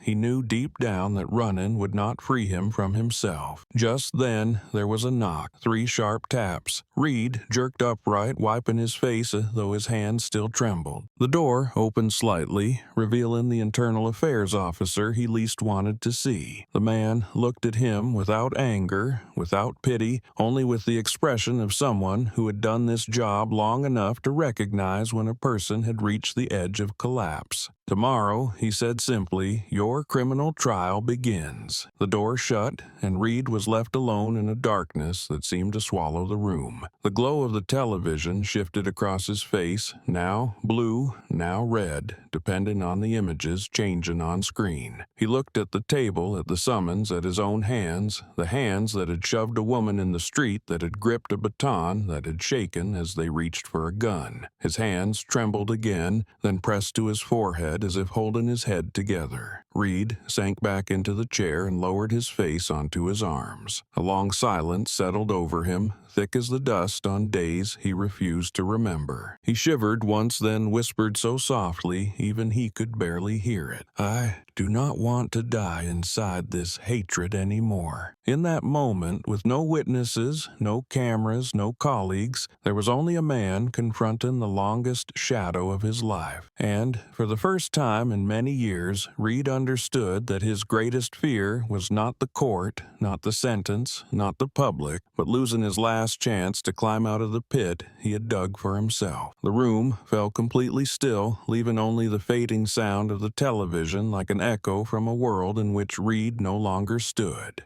The morning at the city courthouse was louder than usual. The media had gathered before dawn when the sun had not yet cast full light on the white stone columns of the building. News vans lined the sidewalk, cables ran from cameras to processors set up outdoors. Reporters crowded the steps holding microphones and speaking into lenses for constant updates. The people arriving were not only journalists or the curious, but also veterans, social activists, and ordinary citizens who wanted to witness the moment a case of abuse of power was brought into the open. Inside, the largest courtroom in the city was already full. The air was so tense that even the softest page turn or the clipped whisper or the shifting chairs of the jury could be heard clearly. Eyes turned toward the door as Reed was escorted through a private entrance. He walked in without the posture of a man who had once barked orders at civilians in the street. His face was pale, the lines etched deep by days of pressure. His hands trembled as he placed them on the defense table, trying to stay composed, though his body resisted every attempt at control. The overhead lights hollowed his eyes even more. A man who once stood boldly in the street convinced he was untouchable, now faced the jury like someone who had lost his way and was clinging to the last remnants of pride. Reed scanned the audience and the legal teams, but his gaze anchored itself at one point and did not move Erin. She sat upright, uniform crisp, her expression steady like someone long accustomed to facing crowds and judgment. Despite the media, the cameras, and the weight of a historic trial, she carried the firm yet quiet strength of someone who had walked through battlefields and understood responsibility down to its bones. When the judge asked Reed to speak, he rose slowly. The room seemed to lose sound entirely. He tried to speak, but his voice caught. After several seconds that stretched like minutes, he finally forced out a fractured sentence. I would like to explain." His voice was hoarse, thin, stripped of all confidence. Gone was the aggression of the man who had screamed at Erin in the street. The jury leaned in, the military investigator watched coolly, and Erin kept her calm gaze neither judging nor diminishing him. Reed clasped his hands to hide the shaking and tried to explain, but his words tangled and broke apart. His lawyer placed a hand on his shoulder to steady him. No one laughed or mocked him. The room was not a place for entertainment or ridicule. It belonged to the weight of justice. When Reed finished, the judge called the final witness, Lieutenant Colonel Aaron Lewis. The entire courtroom turned as the woman rose. Aaron stepped to the stand, her face free of resentment. Through the faint bruise on her left shoulder, a mark from that shove had not completely faded. Cameras shifted angles instantly. A veteran seated in the last row gave a slight nod, as if offering her a measure of silent strength. The judge asked her to give a brief final statement before deliberation. Aaron looked around the room. Her gaze did not seek sympathy or praise. It was simply the gaze of someone who understood that this moment was no longer about herself, but about many others who had been mistreated without a voice. "I want justice, not revenge." The words rang clear, each one weighed before spoken. A few people straightened in their seats, and Reed lowered his head to the table, eyes red. Aaron continued, her voice steady without drama or weakness. "A good officer must be able to look at himself." The line pierced the wound running through the entire system. It felt more like guidance than accusation, yet it was sharp enough to make several people tighten their hands on their knees as the truth unfolded in a way they could no longer avoid. She ended her statement with a small nod and returned to her seat. No one spoke. Even the sounds of tapping or paper turning fell silent for a few seconds. Reed looked toward her with the eyes of someone searching for what he could not name forgiveness. Not forgiveness to reduce a sentence, but forgiveness so he would know he did not have to drown in the hatred that had ruined his life. As the court prepared to deliberate, Reed suddenly stood. He had not been called, but he seemed unable to stay silent even a moment longer. "I was wrong," he said, voice breaking. Several reporters rushed their microphones forward. "I let hatred blind me. I thought I was protecting my mother, protecting my honor, but I only drove myself deeper into darkness." He wiped his face, but the tears kept falling slow and painful. No one interrupted. A few officers turned away to maintain professionalism, but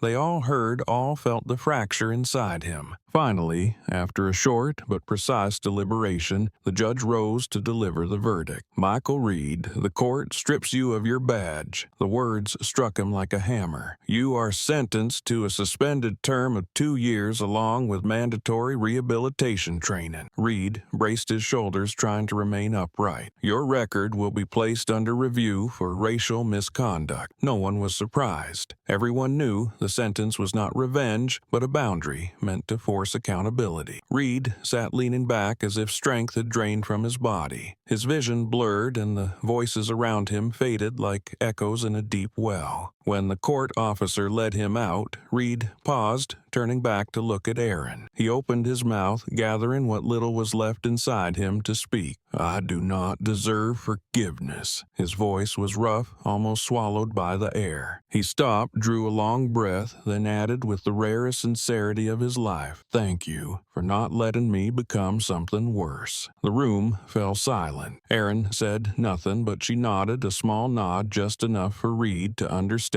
that his life did not end here. Still, to move forward, he would have to leave the darkness he had fed on for so many years. Reed lowered his head and followed the court officer. Each step felt heavy, yet somehow lighter, because the weight of his hatred was finally slipping from his shoulders. And that was the real sentence, not the suspended term, not the file on record, but facing himself. The recognition ceremony took place at dawn at the SEAL base, where the first light of day spread across the quiet open court and glinted off the metal poles holding the neatly aligned flags. There were no crowds of reporters, no cheers, and no showmanship that ceremonies often carry. The atmosphere was simple, solemn, and clear, like the spirit of the special operators who never treated achievement as something to flaunt. The officers stood in formation, their faces sharp, yet carrying a quiet pride as they watched the woman stepping onto the small platform at the center of the yard. Erin wore her uniform in perfect order, her posture steady like a fixed point in a storm. When the mayor stepped forward to hand her the thank you letter stamped in red, everyone sensed that this ceremony was not meant to honor one person but to mark a turning point for the entire city. The mayor placed the letter in her hand, his gaze bright with genuine gratitude. "You did not just save yourself," he said, his voice slow but weighted. "You saved the system." The words rang out, not loud yet strong enough to draw stillness from all present, for they understood that her calm, her resolve, and her refusal to accept injustice had forced the city to look at itself. Erin bowed her head to receive the letter, not smiling too much, nor wearing any prideful expression. She stood as proof that honor does not lie in praise, but in holding one's integrity whether in danger or in peace. When the ceremony ended, officers walked up to shake her hand one by one, as if acknowledging that sometimes a quiet, unwavering individual can create change greater than an entire institution. Meanwhile, in the city center, crowds were already filling the square. Signs were held high, the words "Justice does not see color" standing out beneath the sunlight. People of all backgrounds carried a sense of excitement, as if witnessing a new chapter of the city written through real effort and courage. Children ran through the crowd with smaller placards, their bright smiles unaware that they were living through an important moment, one in which justice was no longer theory but concrete action. News spread that the police department had approved nearly all reform proposals. Editorials praised the change not only because it was necessary, but because it had been sparked by a woman who never intended to stir upheaval. Erin did not stand on the stage at the square, but her spirit was present on every street corner, in every cheer of the people, demanding a safer, fairer city. And then, that same afternoon, Erin was invited to speak with a group of new police cadets. It was not a formal lecture, but a short conversation in the training room where light from the windows stretched across the floor like faint reminders of the afternoon she had once stood on the gray avenue facing abusive authority. The cadets sat upright, most of them, young eyes bright with the ambition to become guardians of their communities. When Erin walked in, the room rose to greet her. She gave a small nod and began speaking, her voice steady as a measured step. "Power does not prove you are strong," she said. "How you use it proves you are trustworthy." The words hung in the air, slipping into the thoughts of the young listeners. No one moved. No sound came except the quick scratch of pens. She continued, "Anyone wearing a badge must understand that every action can save someone or harm them. No one expects you to be perfect, but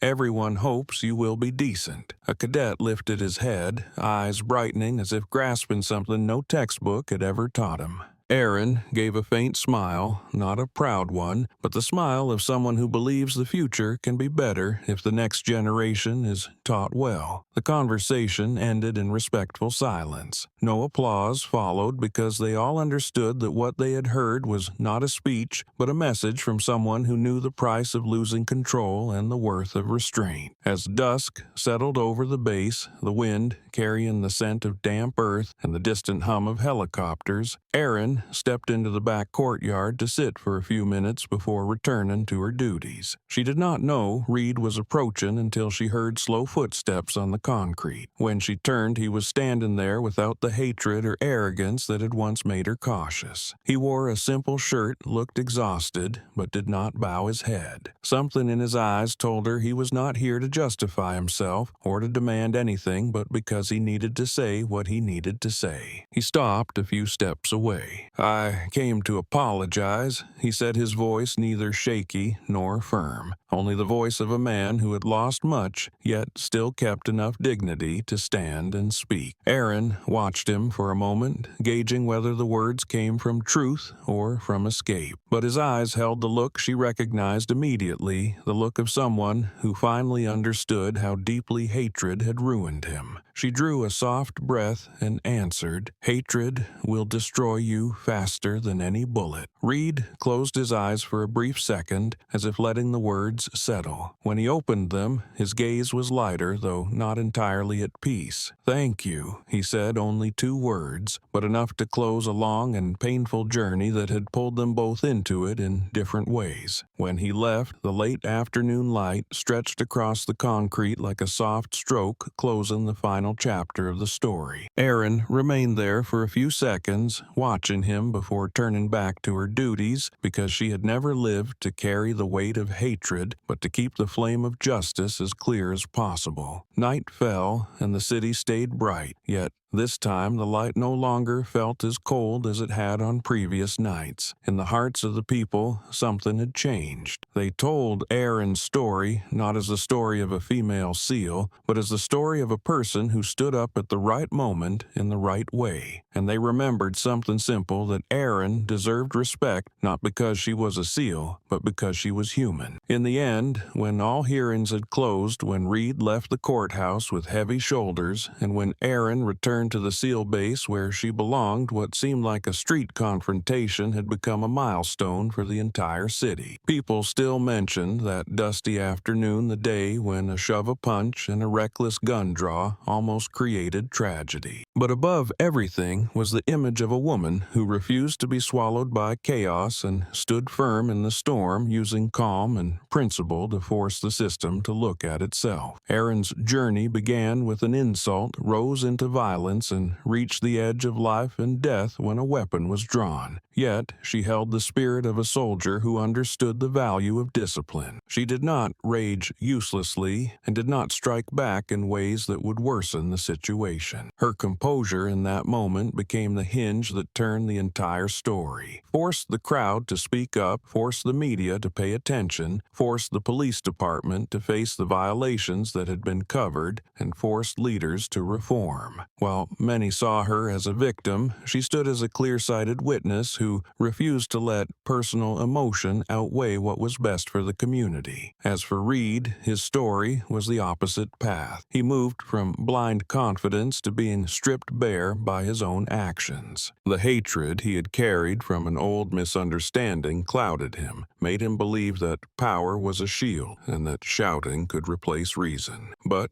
when he was brought before the video, before the public, and above all before the truth, his mother confessed Reed collapsed in the fullest sense. He realized what he had avoided for so long: hatred solves nothing except hollowing out the one who carries it. He found no escape until he admitted his wrongdoing and faced the consequences in the only right way he had left, by accepting the sentence, learning from the beginning, and apologizing to Erin with the final sincerity of a man trying to stand back up. Their stories, placed side by side, formed 2 reflections of a larger truth: that power is never something to decorate oneself with, but a responsibility meant to protect others. Used wrongly, it can destroy a life. Used rightly, it can save an entire city. What made Erin respected was not her SEAL rank or the insignia on her shoulder, but the way she chose to confront injustice. One sentence she spoke in court became a guiding line for many: "I want justice, not revenge." From that principle, police reforms began, new trainings were implemented, and young cadets found inspiration to become true protectors. The city slowly changed, not because it was forced to, but because someone reminded them that silence in the face of wrongdoing is the soil where wrongdoing grows. Another lesson rose clearly from Reed's side. He was proof that no one is born to harm others, but people can slide very far if they never look back. He fell to the bottom of despair, yet the moment he admitted he did not want to die in hatred became the moment a new path opened. What mattered was not that he had been wrong, but that he finally understood where he had gone wrong. An apology cannot erase consequences, but it can end the cycle of bitterness and open a way to live differently. For the city, the story became a reminder that justice is not found in heavy-handed force, but in fairness. People marched not because they loved Erin more than others, but because they saw in her the image of someone who kept her dignity even when insulted in in a crowded street. They held signs reading, "Justice does not see color," as a confirmation that change lies not only in police documents, but in the heart of each person in the community. And for those watching, the story closed with a message neither flashy nor dramatic. Justice is not bright like films portray it. It's quieter, born from restraint, from courage when standing up, from daring to fix what has broken. Power, no matter how great, has no value if it is not used to lift others. In the end, this story reminds us that real strength does not come from where one stands, but from how one treats those with less power and how one looks inward when confronted with personal mistakes. Erin was respected not because she was a Special Forces soldier, but because she kept her humanity in the storm. Reed found a new path, not because the court was lenient, but